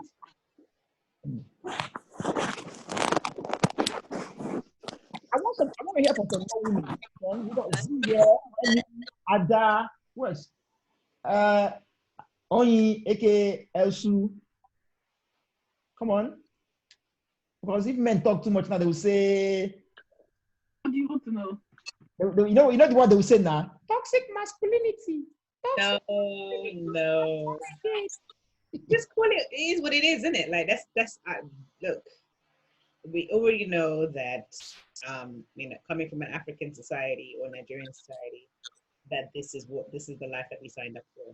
So you can choose to go ahead and do your own thing, or you choose to do what everybody else or what we've been doing for centuries. The question is, women, or a lot of them, I can't say all because I can't talk for all, a lot of women will have problems with that. Like, if we're both working long ass fucking jobs, long days, you come home before me as a dude, why can't you cook something? Why must we speak to those roles? So I'm saying every relationship that you decide you want to run the relationship, because now a lot of us women, we don't need men for anything. We have our own jobs. Some of us are doing very well financially. We're very stable. So what do we need? We don't need a man to financially provide for us if we already have our own shit. So what are you bringing apart from dick? I beg to differ. So me, they want to steal your money. And this one I can argue till Jesus Christ come back. Igwe, that's the role. That's the role. That's your role. That's your role. It's not say it's a lie. You say that is your work, it's your role. That's your role. You run a toilet roll. Can I add? Listen, I actually know I have a friend here who actually used as an example last time. She makes. I told you guys, she makes. Yeah, you told me last time. Yeah, that makes all that big money. Yeah. But this woman said she cannot go out and pay. She cannot go out with a guy and pay. Like, what kind of man are you? Eh? Why would she? Even values. If you for Tesco and you have values. Eh? Values. They say it's values. Now that's Big way, she doesn't want to take your role from you. She's giving you your role in full package. Your job done. I'm not saying it's bad. I was just combating what you said, that women don't need men for money, that they have their own money. No, let's stop lying to ourselves. It's not bad. Me, I've never been out with a girl and asked her to pay, unless me, I want to be vindictive, or me, if there's certain reason why I will tell you to. If I tell you to pay, just know that for you, I they see you like man them. But as a babe, Shengelo, I'm a man, a gentleman. That's why I was raised. And that comes back to the question: is feminism practiced in today's society? I didn't say in Africa, society 100%. As it says here, equality in all aspects, 100% between. So basically, you're not seeing sex or gender. You're just seeing everybody's equal. Is feminism practice? Personally, that's why I call some female and call them part-time feminists. To me personally, I'm not a feminist. So I'm not against feminism, but to me, I'm not a feminist. The only thing that I can say, in my opinion, is the reason why I say I'm not a feminist is in marriage, feminism wasn't around when our parents were growing up. Yes, then again, all of this all depends on individuality, individual differences. What your take is on your relationship. And in terms of feminism, some people are part-time feminists. So in terms of, I want to be equal with my guy. But when it comes to, let's say for example, now the mortgage needs to be paid, and you've got, let's say again, I'm not trying to paint women out to be materialistic, but let's say you've got something that you want to buy. You rather buy that rather than put in 50% to pay for that mortgage because you want equality. But if there's anything else aside of what's not going to benefit you, you want to be a feminist. To me, I believe in partnership. Like Igwe said before, everyone with like husband and wife, we all have our individual roles. Collectively, that's how we create a big, like a foundation for our family. The man, you play your role. The woman, you play your role. Like Ndibanya, I don't know if I'm saying the proverb correctly. Like Ndibanya say, "And you call mommy on together or so for ma." I don't know if I'm saying it correctly, but if pardon? You're saying it correctly. Carry on. I'm loving. So the woman is, in terms of like, there's some women that might disagree, but to me personally, it does say in the Bible, the Proverbs 31, the woman, it is your place to be able to make sure you maintain your home. I'm not saying that a man shouldn't also help. You should don't make this man excited, please. Don't gas this man up. Sorry. No, it's just, to me personally, I'm not saying that a man shouldn't help around the house, because cooking and cleaning is basic life skills. You should be able to do it regardless if you're a man or a woman. But a woman yourself, maintain your home. If you know, for example, I think she said that why is it that if you come home that you can't, if my husband come home, why can't he cook? To me personally, as a woman, how I choose to run my home, if I know I'm going to work late, I'll prepare food and leave in the fridge. So when my husband comes home, there's food for him and my children to eat. Because some men may not have the initiative, okay, let me cook. Knowing that there's women, there's children at home that's starving, no, let me wait for my wife to come back. So to avoid all of that, to me as a woman, I will rather maintain my home and make preparations to maintain my home. But the man don't also leave that for just the woman to do. If you see a way that you can do to help your woman, do it. If your wife works night shift, please don't be a wicked man and just expect her to wait to sleep after a few hours, wake up to come and maintain her home, if you get what I mean. It's all a matter of balance within that partnership. But again, everyone's household is different. Everyone runs their household differently. That's just my take on it, basically. Very good.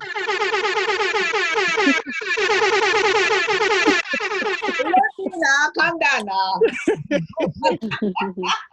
the gospel according to Omalicha and her mother and father raised that way. Please, another one for her.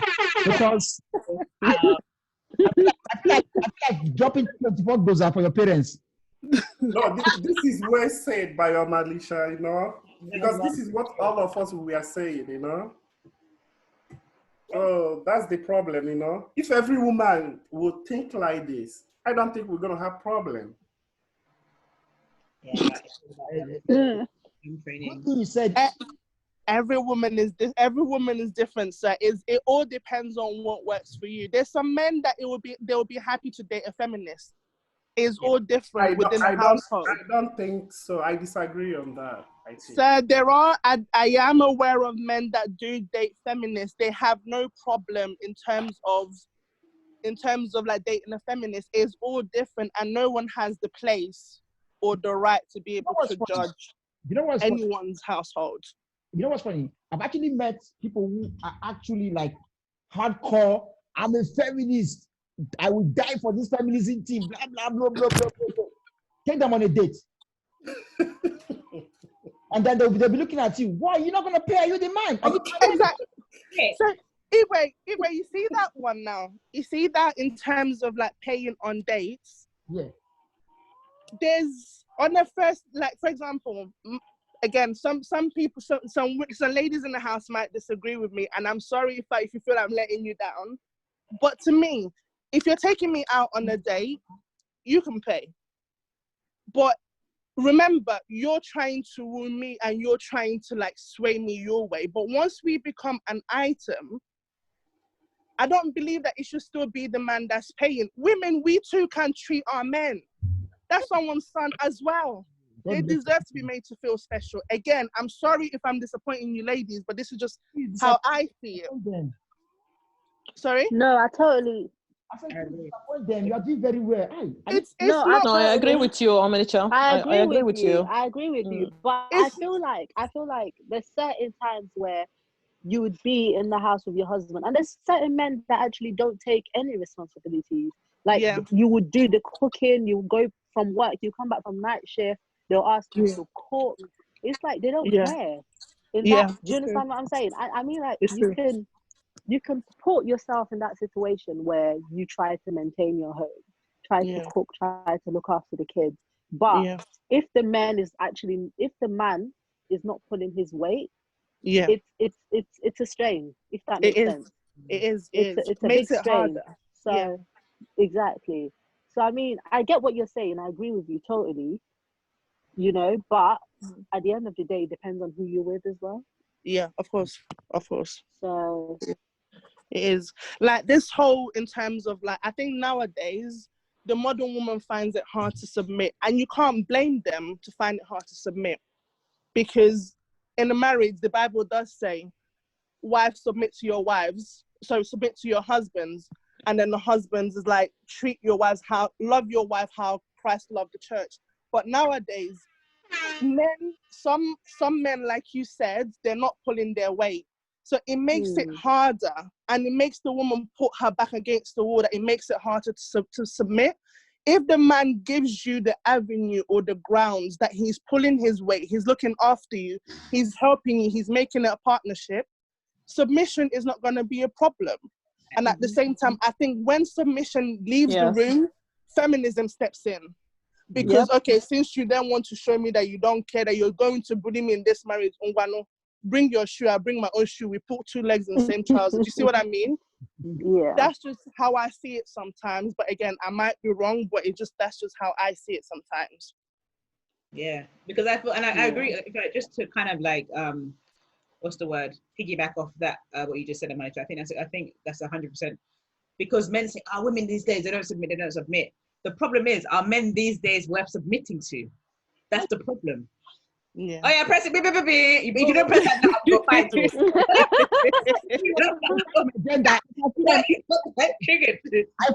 It needs to be both ways. Yes. Yeah. I get your honor. What she said. There's no objective. We don't agree. Demand them, the men. If the men are worth submitting, you show your worth to women. It will be easy for her to submit, because she's like, applies everything to I need. I'm not talking about money, I'm talking about like emotion, how you're looking after. She feels good, she feels loved, she feels cared for. Not some fuckboy that's just taking a piss and you say, hey, you want to come and drag? Let me know submit. What am I submitting to? Are you part of submission? Niggas don't worth it, bro. It makes a difference as well. Like, you know, when you feel like you're cooking and your husband is there, he doesn't even have to do anything. Like, just stay there, talk to me, like, act like you care. Don't just sit there, stretch your legs on the table and expect me to serve you. And that's the end of the story for the night. It's not nice. My name is the house girl. In our defense, no, that I bring water. Exactly. What's going on, please? Can I say something? So what I personally understand submission to be is submission is teachable, and some submission is humble. So if a man wants his wife to submit to him, he has to understand how to love her. If you love your wife, it's easier for her to submit to you. If you don't do your duties as a man, it's going to be very, very hard for a woman to submit to you because you're not fulfilling the responsibility of your role as the man. If you love her, she gives it to you easily. Like there's nothing stopping a woman to fall at your service, at your mercy, if she doesn't receive love. The only way she will push back is when she doesn't receive love from the man. And I don't think it's hard for us to submit to our husband, just that our husband don't know, or the husband don't know what it means to love. Everyone will say they love you, but they don't understand what that word love is. I think people stop So saying. Z, Z, like how you said, in terms of if you love your wife correctly, she will find it easy to submit to you. I totally agree with that. But the thing is, some men nowadays, they confuse your wife being your slave and your wife being your life partner. Because I'm the man of this house, you must listen to me, you must do as I say. You don't have to command and grab or forcefully take what's already yours. Oh, sorry, hold on a second. Igwe, somebody's at the room. Let somebody in. Someone just said they let them in at the room. Sorry, continue. I can see it. I'm watching it. I have it up. Nobody's in there. Then another room. Okay. Carry on. Yeah, it's like some men, it's rather than like Z said, if you do love your wife, if you love her properly in the right way, it will be easier for her to submit to you. But some men believe that you must do this, you must do this, you must do that. It's not, that's where the confusion comes in. Your wife is not your slave. You don't need to demand anything from her. Us women, if you love us right and give us what we need, like from the depth of your heart, believe you me, the Bible did also say, he who finds a good wife obtains a favor from God. Once you love her right, you're not going to lack anything. But when you start having tug of war, is when you start demanding. When you start thinking she's your slave, you must do this. She already knows she's got to do that. But if you're making it hard for her, it's natural for every human being. Once you come at me with an aggressive manner, I'm automatically going to be defensive. Exactly. And sometimes some people are going to misinterpret that defensive behavior and link it to feminism. But sometimes it's not always the woman's fault. Sometimes men as well. And again, I'm not bashing men, please. I'm not bashing men. But sometimes it's not always that you're married to a bad wife that don't want to submit to you. Check the way that you're laying the foundation for her. Yes. Are you making it easier for her? Because there's no reasonable woman you're going to sit down and say to her, honey, I want to do this, this, this, and this. And it's the logical thing that you're doing. It's partnership. You're talking to her. You're bringing her in. You're carrying her along. And she's going to just trample on what you're bringing to, like what you're suggesting to her. But if you're telling her, honey, no, we're doing this, this, and this, and end of story, and you're not letting her speak, can you see where that hostility is going to come in from? Yes. Yes. You see, what I just said is what I've always sort of preached. Relationship is a partnership. Yeah? One person cannot carry a relationship alone. And you don't want somebody to feel like they're doing everything and you're not helping. Now, I agree there is roles and responsibilities because relationship is just like a business. You have to like a business. There's roles and responsibilities. You have to communicate properly. And also, you have to support each other. Be a partner. Look, I get it. For example, I get it. Like in a traditional African home, for example, the woman has to cook whatever. Yeah. Now, just like I'll give you an example, like the way I was raised. My mom loves to cook. Don't get it twisted. My mom, she'll be in the kitchen from morning to night. She'll be singing all her makeup song and all her Christian songs. Gaza from beginning to she'll cook. Yeah. But there's one thing, like say she like on a Sunday like this, she cook like soup, she cook this, she cook that. Now say she went to work and my dad got home before her. When my dad was working, they're both retired now, but say when my dad was working, my dad got home before her. My dad would be like, he'll call her like, okay, how far are you? Are you on your way? Because he wait for, first of all, my dad will always wait for my mom to eat from all weird reasons, but yeah. She'll be like, okay, I'm like 10 minutes away, then she'll be like, okay, let me go put the hot water, let me make it so that when she comes, the food is already there. That to me is partnership. Yeah. We're not waiting for her to come and not go and boil water and make a pounded yam or cook rice or whatever. You can do that. You understand? I'm not saying, don't get me wrong, I'm not saying making a bar is equal to making soup. Trust me, I've made both of them and they're not equal. I can make a bar, but if you can, just leave it like that. But that's not just partnership, that's love. Because if he doesn't love your mom, he wouldn't do that for her. Exactly. That's what I'm coming to. They make that partnership. But again, you as a woman need to also play your role. You need to, once everyone plays their role and show each other equal respect. Like my dad always tell me, like, don't worry what your woman is doing. Just make sure you did your best.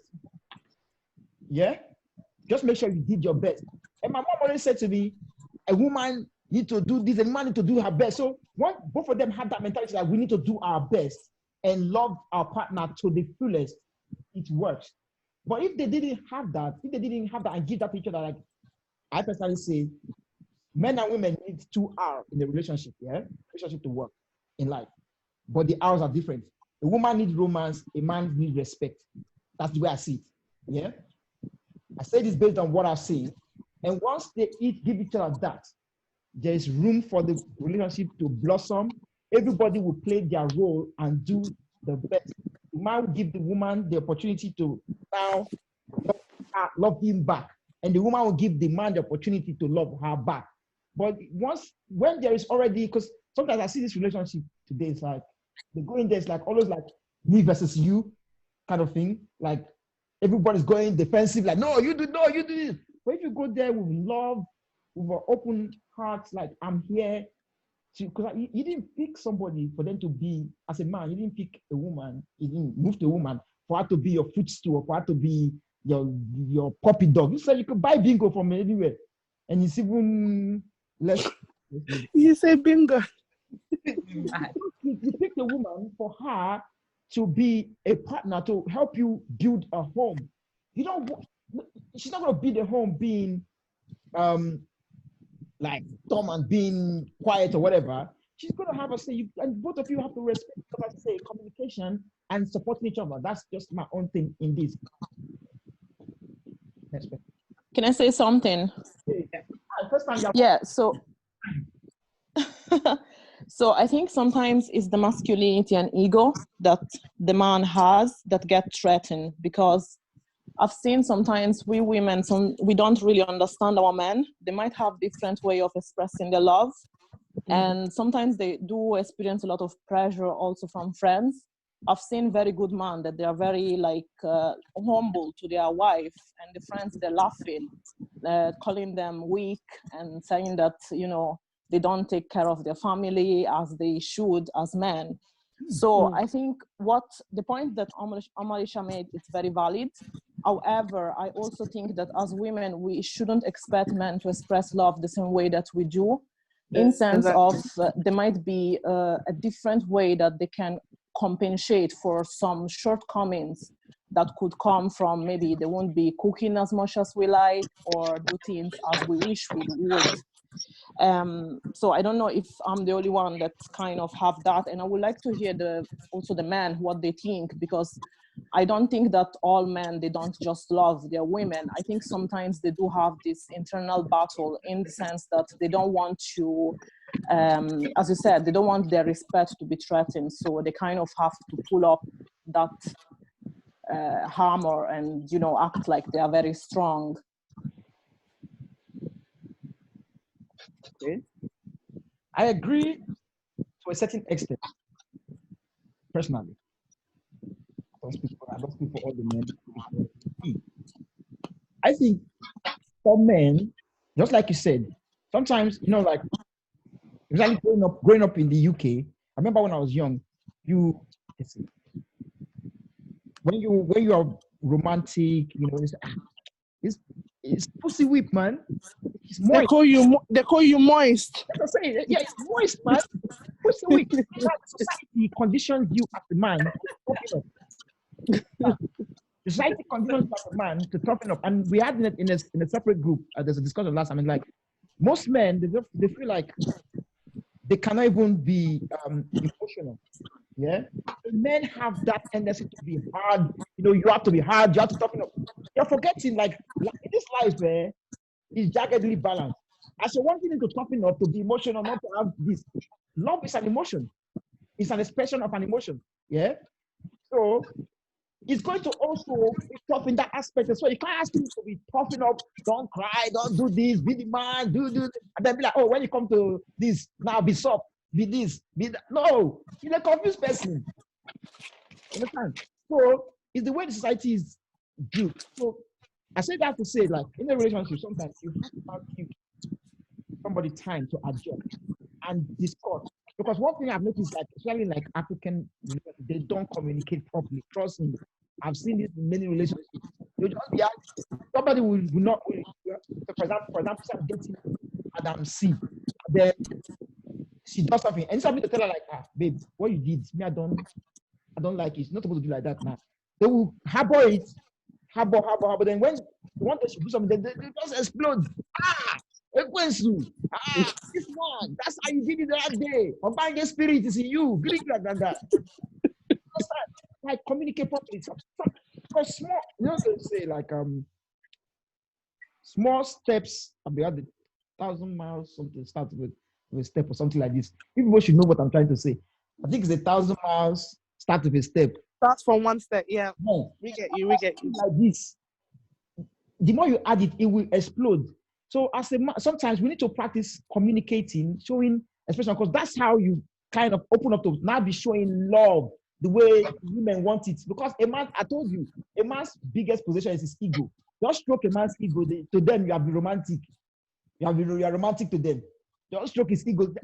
Any man here can vouch for this. If a woman, they will like a woman to go there and say, my husband is the best. My husband does this. My husband have big Yokozuna. Yeah. For a woman, that's not really that thing. Then the guy steal him. Why? Women, take them shopping, be romantic, do this. Then you can't say that to other women. You can't tell them how big it is. We want to go and test out that. We can't tell you how big it is. I'm sorry. Mind your business. I can't tell that. I can't mind their business. Ladies, is that cheap? Because men, we tell each other, like I have my guys here. I'm not even joking. Make is here. They brag how good their wife. My wife go destroy your wife. Your wife sabi anything. My wife. Are you serious right now? I'm dead ass. They brag on everything. My wife cook past your wife. My wife not the bad. My wife go show you. My wife. Like today. Okay, wait, hold on. Time out. I need to know this for the record, since the men are in the room. Is it true that men, when they're married, talk about sex with their wife with other, like with their male friends? Numerous conversation where guys are talking. What? What? What? I wish. Are we at school? Azim. That guy will tell you. Not your girlfriend though, your wife. They will tell you. No. Igwe, press that horn. Press that horn first. Drop it out, bro. Drop it out. I'm not having it. No way. No. You have to protect your wife. There's no way that you're gonna be telling a next. If you like, tell the next guy. Pause. I think hello from a different. You see, like to us, yeah. But to guys I know anyway, it's like a bragging right. Like, I got it. Bro, your wife though. Bro, I'm telling you. Igwe, it's okay to brag that your wife can cook this, your wife can do that, but anything that concerns the bedroom, guy, is off limit to the things of your friends. They're not gonna go detail. But they just say, my wife. No, it's all wrong. No. Trust me, I've heard. No, I don't agree with that one. Sorry, please keep this one. So they're in this room. To us, don't forget, I keep saying this all the time, a man's biggest possession is his ego. So anything that strokes his ego is to them, it's a win. I got the best. So when they say my wife is the best in bed, in kitchen, in everything, that you can't discuss with friends. You can't discuss. My guys are very open. No. So let me push the question back to you, Igwe. Now you destroy him, Mike. Like you said, like, the ego is like the big thing for a man, and he likes to talk to his friends about how good the wife is. So the question is, what if it goes the other way around? What I mean is, what if your wife is not that good or doesn't have? You don't say anything. Don't mind them. Would you still want to talk about that to your friends? Okay, see, let me tell you. Yeah, remember when I told you that a lot of guys lie. Yeah, because the way they say it, you would think like their wives are the one that wrote the manual for all these things, for cooking, for everything. Like they will just hype their wife, overhype themselves. That us now will not be feeling like, where do they meet this kind of women? We want to meet them too now. But if their wife, Igwe, you can't discuss. There's no. Igwe, the thing is, we're not disputing with you that you should be hyping. Of course, you should hype your husband and wife. That's your crown. But what we're disagreeing with you is anything that concerns the bedroom. I don't know why you are disagreeing with me. I'm not. You're supposed that is supposed to be private, because remember, your marriage, that is your pride and joy. It's not something. There's certain age where you will kiss and tell with your friends, but when they come, if it's boyfriend and girlfriend, if you're young, if you like, go ahead and do it. But once you get to that matured age, that you're old enough to get married, you're supposed to differentiate what lies outside and what lies behind closed doors. Listen, check this here. But okay, let me just get one point. Jokes aside. First of all, I'm not the one that is going to brag. Are you trying to redeem yourself now? Me, I never married. I don't marry. I don't brag about anything. That's one. Point number two. First, I'm not married, Igwe, but we are just talking. We are just facing it the way it should be. The way they say it, it's not like they're not going to come and say, "Oh, my wife, she sucked dick, she do this." It can be like, nobody can do me like my wife. Like my wife. Whoa. Still not acceptable. We're not talking, I beg. It don't do this. Yeah. You want to brag? No. There's no way around this, bro. No. Dimba, you sound like you've had enough of it. I'm tired. So, man, let's move on, please. Man, if there's something that you missed out, I was going to respond to Ada Simone. She said something about, like, it's not like some men are not good or they are not caring for their wives. But sometimes they get this kind of peer pressure from their foes, like, you're gonna act up, man, you're gonna like level up, something like that. So I don't think any guy responded as to what they think about that. How do you feel like you are a very nice person when it comes to your home, you are good to your wife, you are caring and loving, but then you're getting this kind of outlook from your friends, like, guy, you're not acting like a guy. You need to level up. You need to be the man. You know what I'm saying? Like, so do you bring those things back home?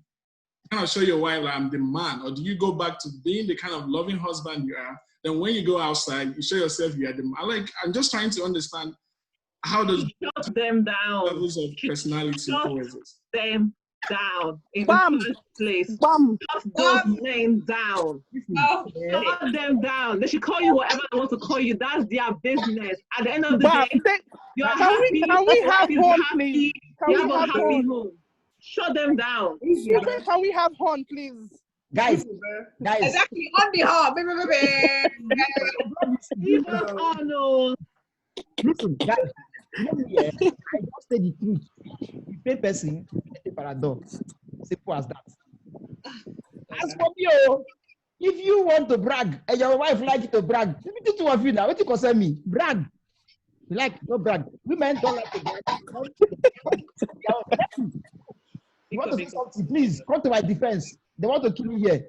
About editors. Women of Jezebel Kingdom.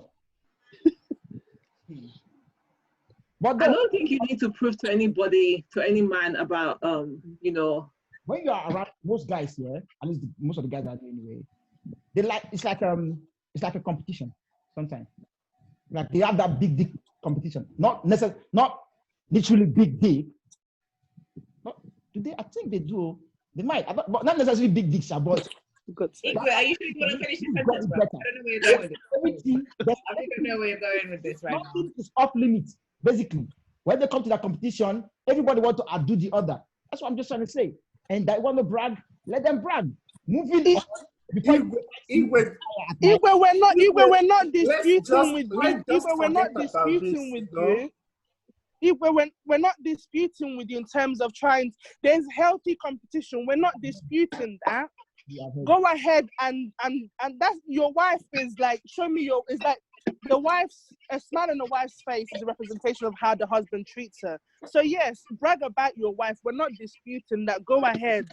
If you like, say that your wife will just package from heaven and drop down to you, no problem. But what we're saying the issue is when it comes to the intimacy behind closed doors, that is off limits to anybody's ears. Let's not act like we're angels here. Girls, I've heard girls talk. Let's not even go there. Let's not go there. But we I can put my hand. I'm not married, but I'll put my hands on my heart. When it comes to any guy that I date, anything that to do with sexual nature, I don't discuss it with my friends. Don't tell me, because when you start telling me, I don't want to hear. For time, we're gonna move on to the next point. For time and to save our blood. So now, they'll also cut all the blood. Now, the next point, which is really, I think at the point that we can open the discussion. Now, do you think, because the previous topic was, you can, Dima, you can actually mute, close your video. Start keep putting cloth over your video. You don't want to touch it. Hold on. But yeah, the next point is, do you think that feminism, do you agree that feminism is a made up, or do you think feminism is a made up ideology in terms when it comes to traditional relationship? And is the way that the traditional relationship setting is it wrong or right, in your opinion? Personally, to keep that, yeah, so that it can make sense, because I don't know how I wrote it that way, it didn't make sense. But I think we have our culture and our tradition, yeah? Every different place have that culture and tradition. And it's not a bad thing, yeah? No place has got it right, 100%. You know, everybody's kind of still trying to figure it out. There are good and there are bad of each place. You know, even in the West, like here. And because if something is 100% right, then somebody will practice it 100%, but they don't.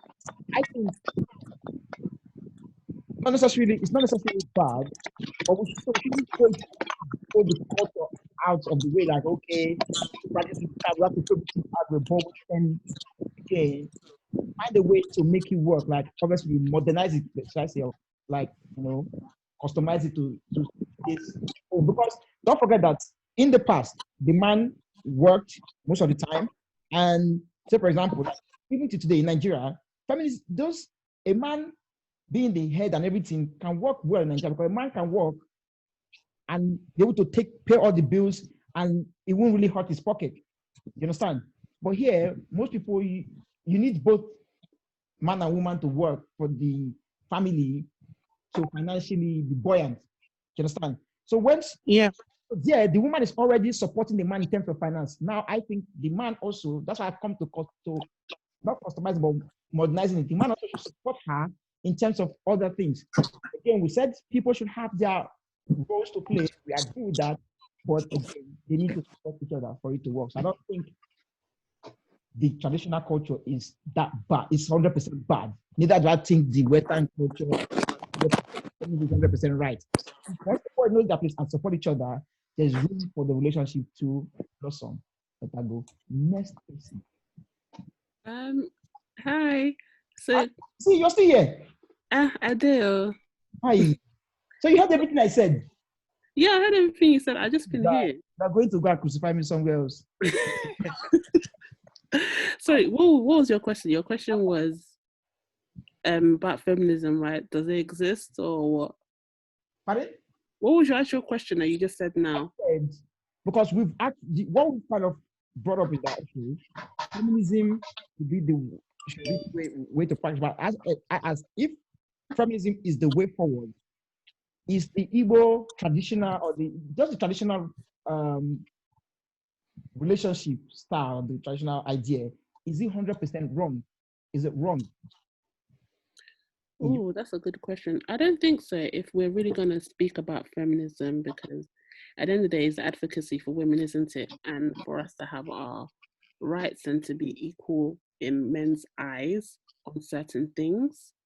So to answer that question, no, I don't think it's, is what it is. I think we just need to kind of like, whatever we're doing, kind of have a balanced idea of how we're going to execute each actions. So that's my answer to that question. Anyone? Nobody? Thank God. Them mother I love now. I think them mother I love now. Thank God. Quiet. So, in that sense, what part of the traditional relationship would you think they need to? Because you said they need to kind of, both of us said they need to kind of more like customize it a little bit. So, what part of the traditional relationship do you think needs to be updated? Let's use that word to make it work in today's relationship. Zina? Oh, this is for me? Hey. What needs to be updated? Because a lot of times, I've heard ladies just say, oh, when you talk about traditional relationship, they just, oh, yeah, the men, toxic masculinity, men are you're not giving us actionable points that we can actually go and say, okay, this is what they're saying we're doing that's making us toxic masculine. Let's fix this. What can we fix? What do you think we need to fix? I think is the listening part. Yeah. I think that's what it is. I think when we voice these situations or these like actions, like, oh, we're angry that you didn't listen to what I said, you haven't taken in what we said, I think you guys need to work on actually making memorable notes of what it is that she's repeating to me. So for example, like you could be somebody that you don't express yourself when maybe someone gives you a gift, maybe you don't say thank you, maybe you don't show happiness, but you're saying that you're happy that you received the gift, but you're not expressing it. So I think a lot of people, or some people may have that with maybe their dads, maybe your father's there, you give him a gift and he'll be like, thank you, my daughter, but he won't hug you, he won't, be elated that you actually thought about him, he'll just say, thank you, and then that's it. So if that's something that we're telling you, okay, you need to be expressive, maybe you need to say, okay, cool, she's told me this once, she told me this twice, okay, how can I be expressive? Listen to what we're saying and try and find ways to demonstrate that you've taken the advice on board. Because it's getting really tiring now that we're having to talk about this toxic masculinity or whatever you want to say it is, but you're not listening. You've heard it so many times. You know we're talking about it. So then why haven't you improved on these areas? You know, on the back of what Z just said, is another thing that we can possibly add to that in terms of listening is that there are some men that when, let's say that they're looking for a second opinion, and their wife will give them a valid, solid opinion that is actually better than what they're already thinking of. Because they believe that a woman is beneath them, they won't value what she's saying.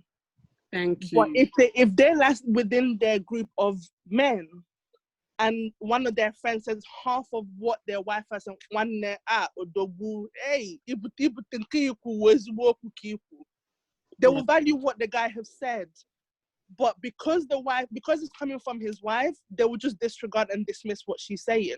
Exactly. That is something that I would say that we probably need to update, because we need to be careful not to pigeonhole something to blame wrongly. The reason I'm saying this here, those things you're saying, I can categorically tell you that I've heard it. I can put it on women. Some women listen to their friend more than listen to their partners. Yeah. It's not a gender-based thing. Most of it, that's one thing I've got with these topics.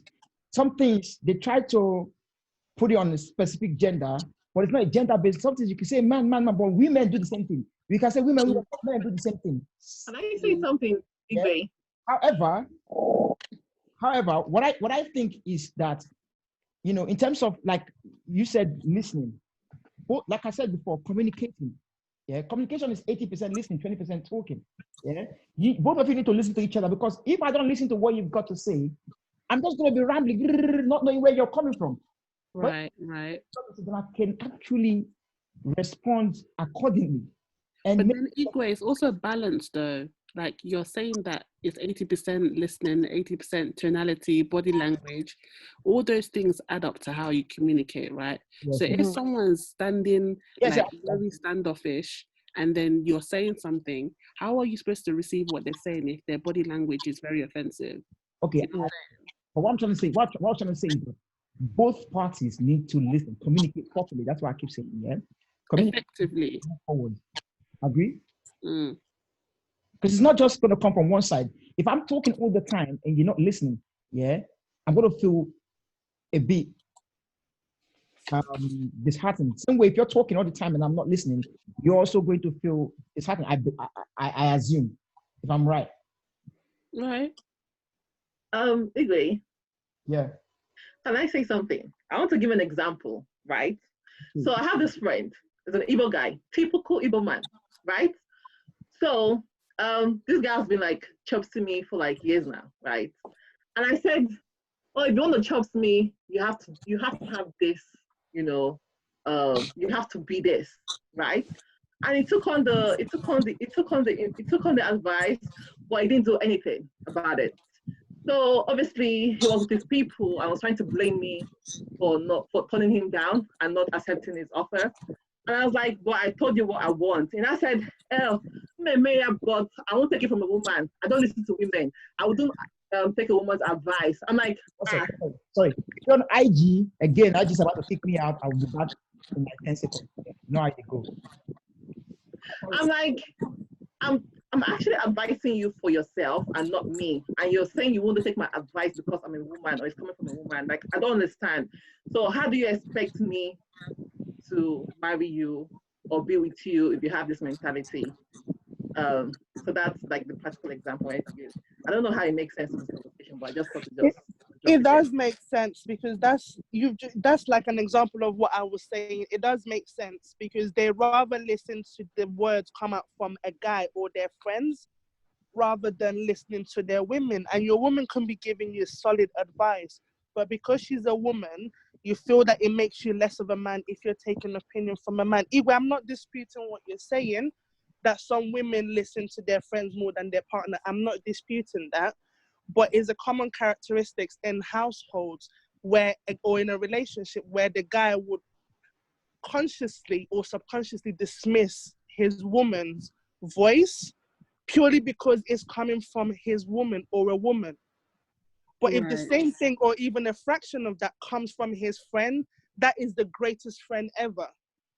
But because he's already tone deaf because she's a woman. First of all, his partner's a woman. He's already tone deaf to her because she's a woman. He's not going to listen to her because he believes if he listens to the woman, he's a woman rapper. Some men do think like that. I think, again, I think we need to understand what is specific to men and what pertains to like individuals. Yeah, because it's not a man trait. I know many men, in a relationship, that is your relationship, you and your partner, Where are these many men, Sha? Because there's many men in this system. And come to agreement and decide to make things work.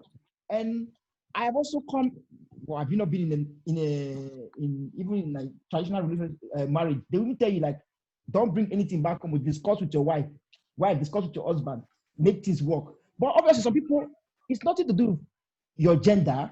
It's nothing to do with your race or whatever. It's just some people are idiots. Let's just call it what. let's call a spade a spade. So we're all listen to their friends. Yeah, men and women, dog and cat.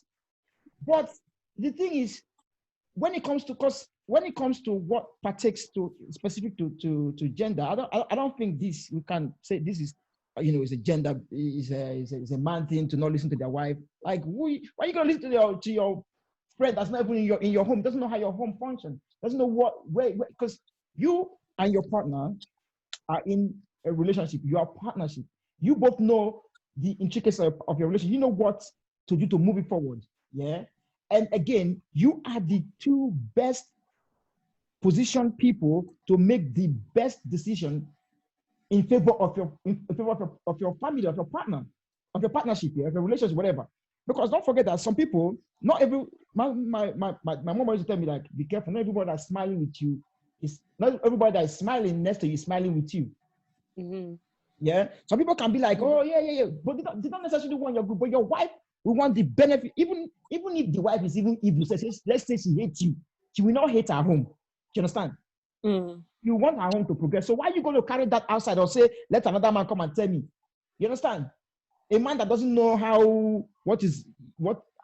come on, man. So but Igwe, you're saying it from a reasonable point of view. But the thing is, there are actually men that do think the way. That's what we're saying. It might be a minority, but I'm sure, I don't know about everyone, but I'm sure majority of the women in the house here have probably come across a man like that. I know I personally have.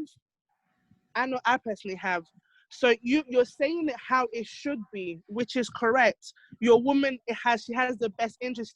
Next to your mom, that's the next person that's got your best, she's got your back. But at the same time, there are men that genuinely thinks like that. So we're not saying that what you're saying is not, or of course what you're saying is correct, but there are men that do believe that a woman's, she doesn't have a say. She don't have a say. Yeah, because if you say it, they just say, nah, it might hear now because go there by some men do think like that. Yeah, I also agree with what she's saying as well. Let's not paint it as a gender thing. Yeah, it is Igwe, in an Igbo context. It is because the men have the major power when it comes to deciding what's going to happen in the household. A woman cannot marry a man. A man has to marry her.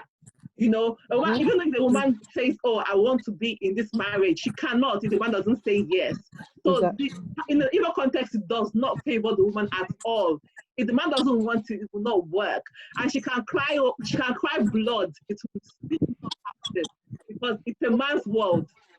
So don't say in any context, Igbo is not fair to women. So, and that's just the honest truth. The men has the most power and the men decide. And it's just a thing we just have to swallow like that. Yeah. And somebody, I don't know if he's married or not, he said that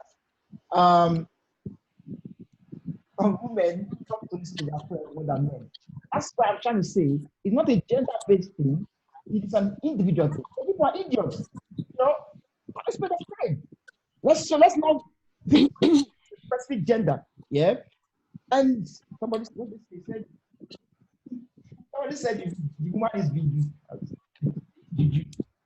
It's not about juju, man. I still feel like it is a thing where some people just don't have their priorities straight. Yeah. And they don't know how to act appropriately. Yeah. So they do, that's why people do things that are wrong. You know, you understand? But in a real sense, a proper man, a proper woman will know my partner. It's called, this is the word, is my partner. Exactly. Our partnership makes decisions together. You understand?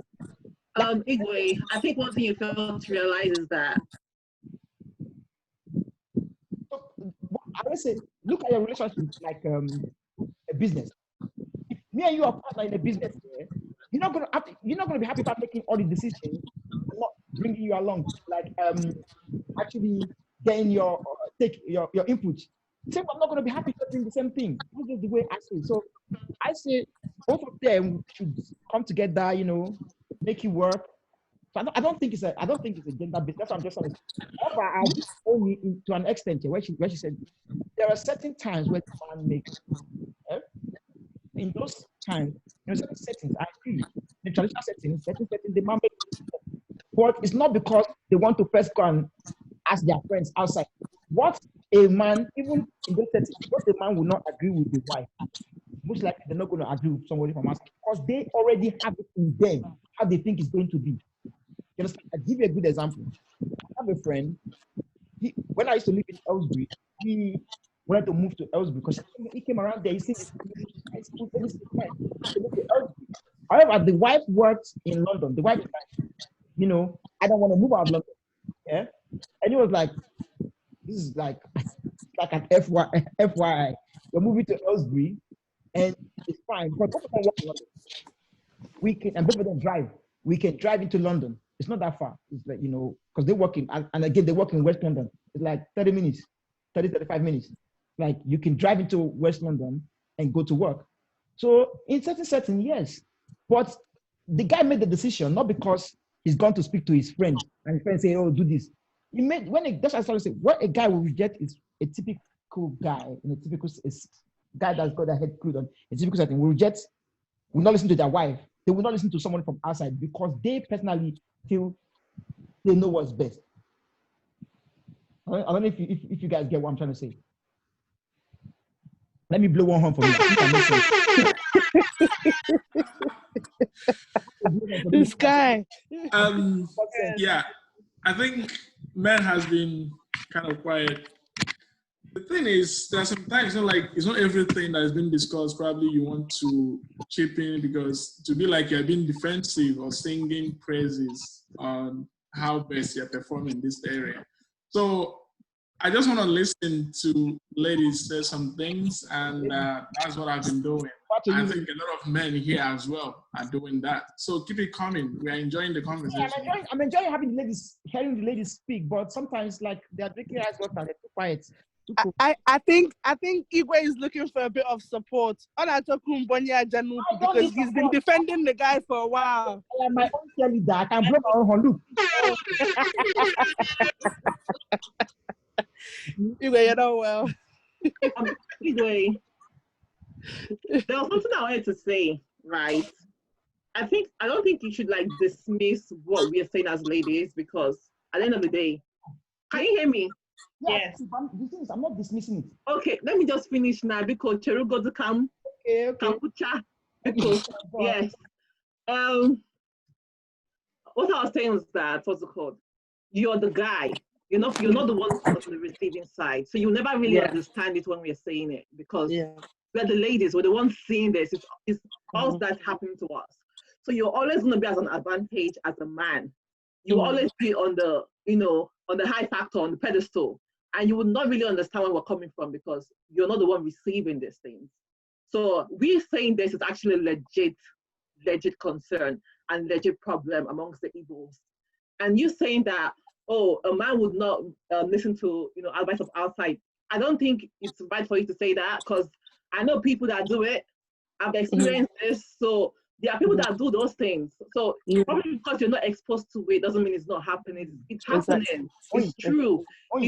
It's broken a lot of homes because of that sort of like that sort of mindset. So that's just my own, My point. I never said some guys don't do it. I'm saying it's not a gender-based thing. Yeah? But Igwe, I'm sorry to interrupt you, but this is why Z is saying that it feels like you're dismissing what we're saying. No, I'm not. We're not saying that it's not just we can only speak from a woman's point of view, like Z said, we're receiving it. You can speak from a man's point of view if you've experienced a woman doing it, but we can only speak from a woman's point of view.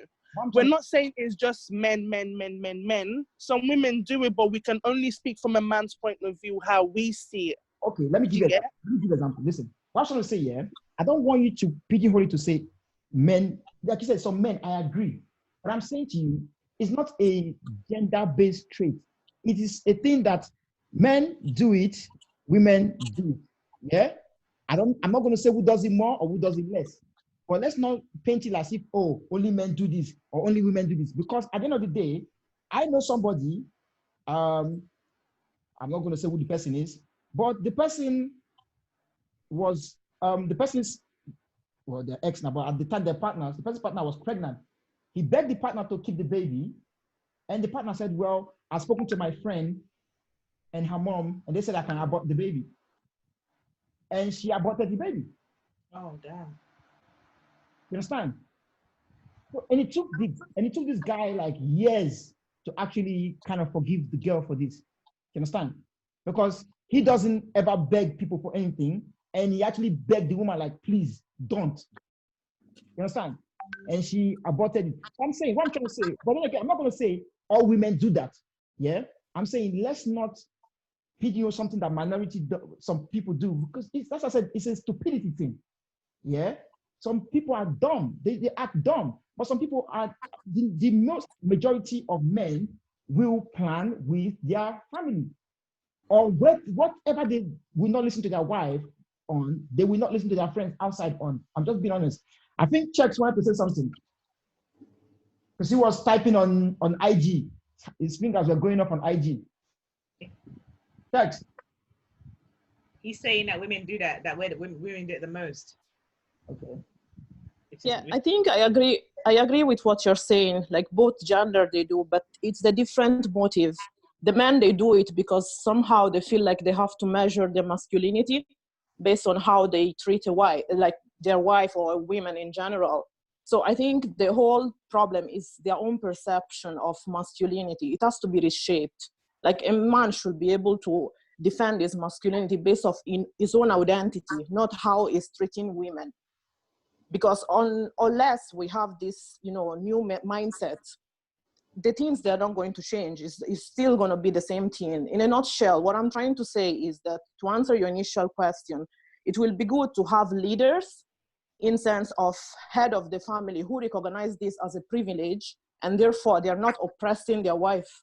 They just know that they are in that position and it's a privilege. It's not like they work for it. It's just the way it is.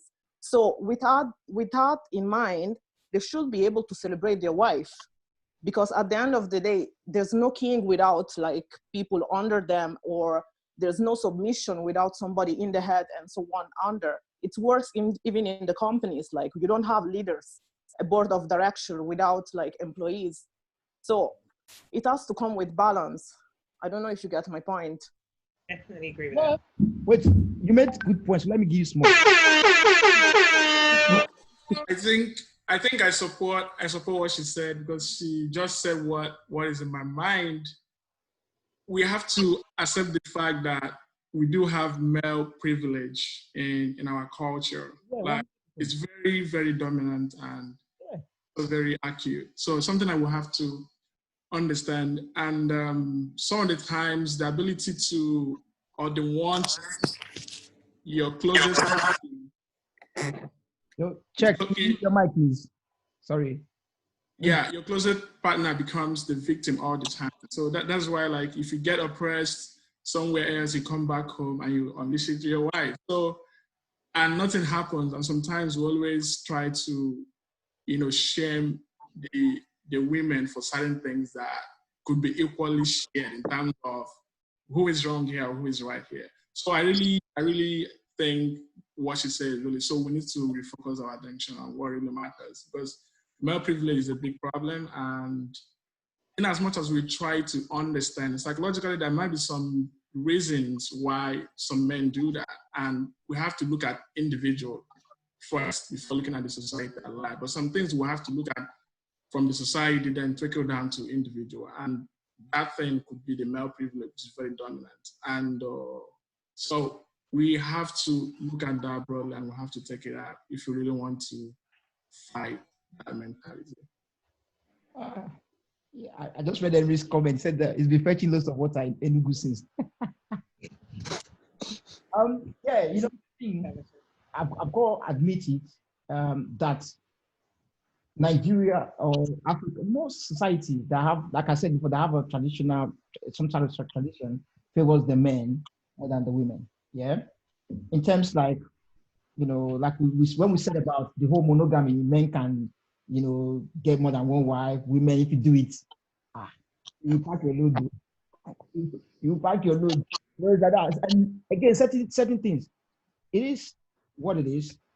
I don't agree with everything, but and there are ways there are to change. But both parties need to work together and make necessary adjustments. Because that's why we have this whole me versus you thing, which I don't think should actually present in a relationship. If you have a partner, for your relationship to blossom, to prevail, you cannot have a me versus you. Oh, I'm doing this, you're doing that. Oh, I'm doing all this. Why, once there's competition in the relationship, for me, is the beginning of the end. Yeah. Hello? And I said, yeah, I was agreeing with you. Oh, I will blow one horn for me. Don't worry. No, okay, bro. No, all right. My parents raised me well. Don't worry. Before we duck out, it's been a good session. When you go and find one babe to toast. Kilo day. This guy. Oh. Yeah, I'm joking, sir. But anybody got anything to add? No, it's been a good discussion. Right. Anybody 30-second summary, or should I give it? Go on, and you can. My 30-second summary. What I think. I think the question was, can feminism prevail in today's in a traditional relationship? I think in a traditional setting, the way it's been from time, it cannot, or it hasn't, but there is room for it to work if we are willing to make the change. It's not necessarily to say that the traditional setting or traditional mentality is bad. It's not bad, but times have passed, times have moved on, because these are things that have been there for ages, centuries, before my parents were even born, let alone me. But times have moved on, and we live in a different part of the world where we need to understand that we have to give, we have to keep everyone equal, because the way the society is fixed today is not the same way that it was before. For example, men and women go to work, so you cannot, so you have to and provide financially for the home. So again, both men and women together come together to make equal decisions, have an equal support each other, have an equality in the home for the relationship to obviously blossom. But we should still keep the same rule of knowing our place in the relationship, not our place. Before they bite my head, not our place, but our roles and responsibility, and also supporting each other. If that did not make sense to you, English is not my first language. If I said it in my language, it would have made sense. And from Delta State, now with the break. On that note, thanks guys. I appreciate this. I loved it. I enjoyed it. Not kill me. I survived. I feel like a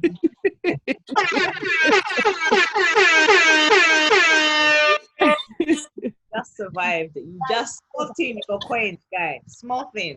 Just about. Just manage. Good. We are going to have Christmas wedding.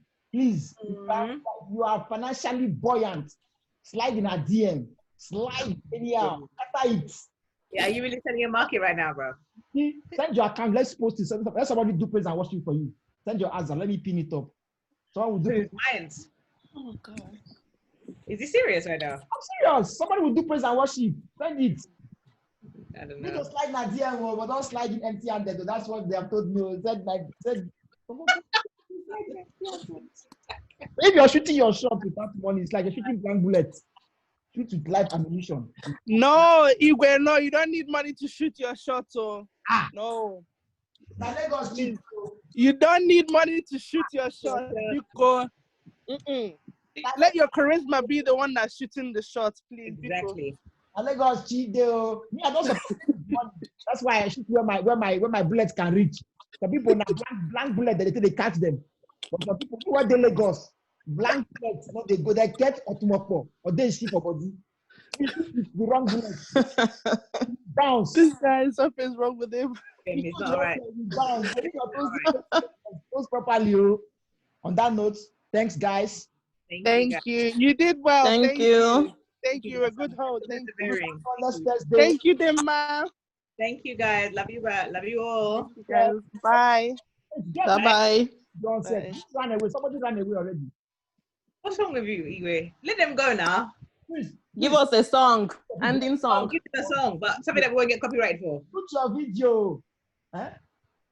I said give them a song that we won't get copyright for. If they put a video, I want to see that they will dance now. That will put the song. Okay. Give them something. Make you ginger them first now. Let them first put their video so I can put music.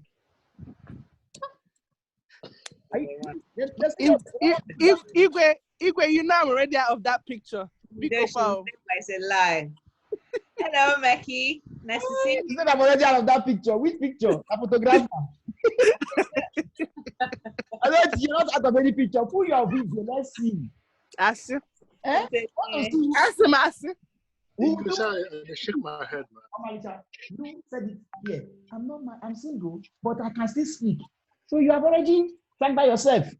So, oh my God. Some of us guys here, we study toastology. We can toast very well. So, some of our toastonizers. Toastonizers. I like it. Very good. This man. Nah, it's been a good discussion. We'll look forward to next week. It's been a good discussion. Thank you, guys. Thank you. Okay, I guess you're done, right? Yeah, we're done. Thank you. Sorry. Bye, guys. Bye. Michael, we can see you in the dark. Be like one honorable for this. I think Big Ike's asleep. You know that. Turn his mic on. I bet he's snoring. Turn on his mic. Who's mic? No, Big Ike. Oh, Michael, we can see you. Yeah. Hey, Ava. I did. Huh? Video. It's not good. Leave them now. Not by force. I said turn on Big Ike's mic because he's asleep. I bet you any money he's not sleeping. You can't. Zoom now. Ask them to turn it on. Turn his mic on. You have to ask them to turn it on. No, you can do it now. Should be you can just press it. Before you could, but now they changed it because of privacy rules. You have to ask them to turn it on. Yeah, no, I can't. But you can't unmute them. You have to ask them to unmute it. Okay, no, I don't know. In case if they are doing private discussion, you cannot just be listening in. Oh yeah, true. That's true. All right, everyone. Must you say that? I shower. No, Kenny. What's wrong with you? It's like is that what I was saying? Your mind have gone somewhere. Liar bastard. Liar.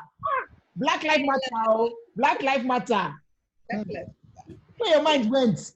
Your mind, we need to use clean to wash it.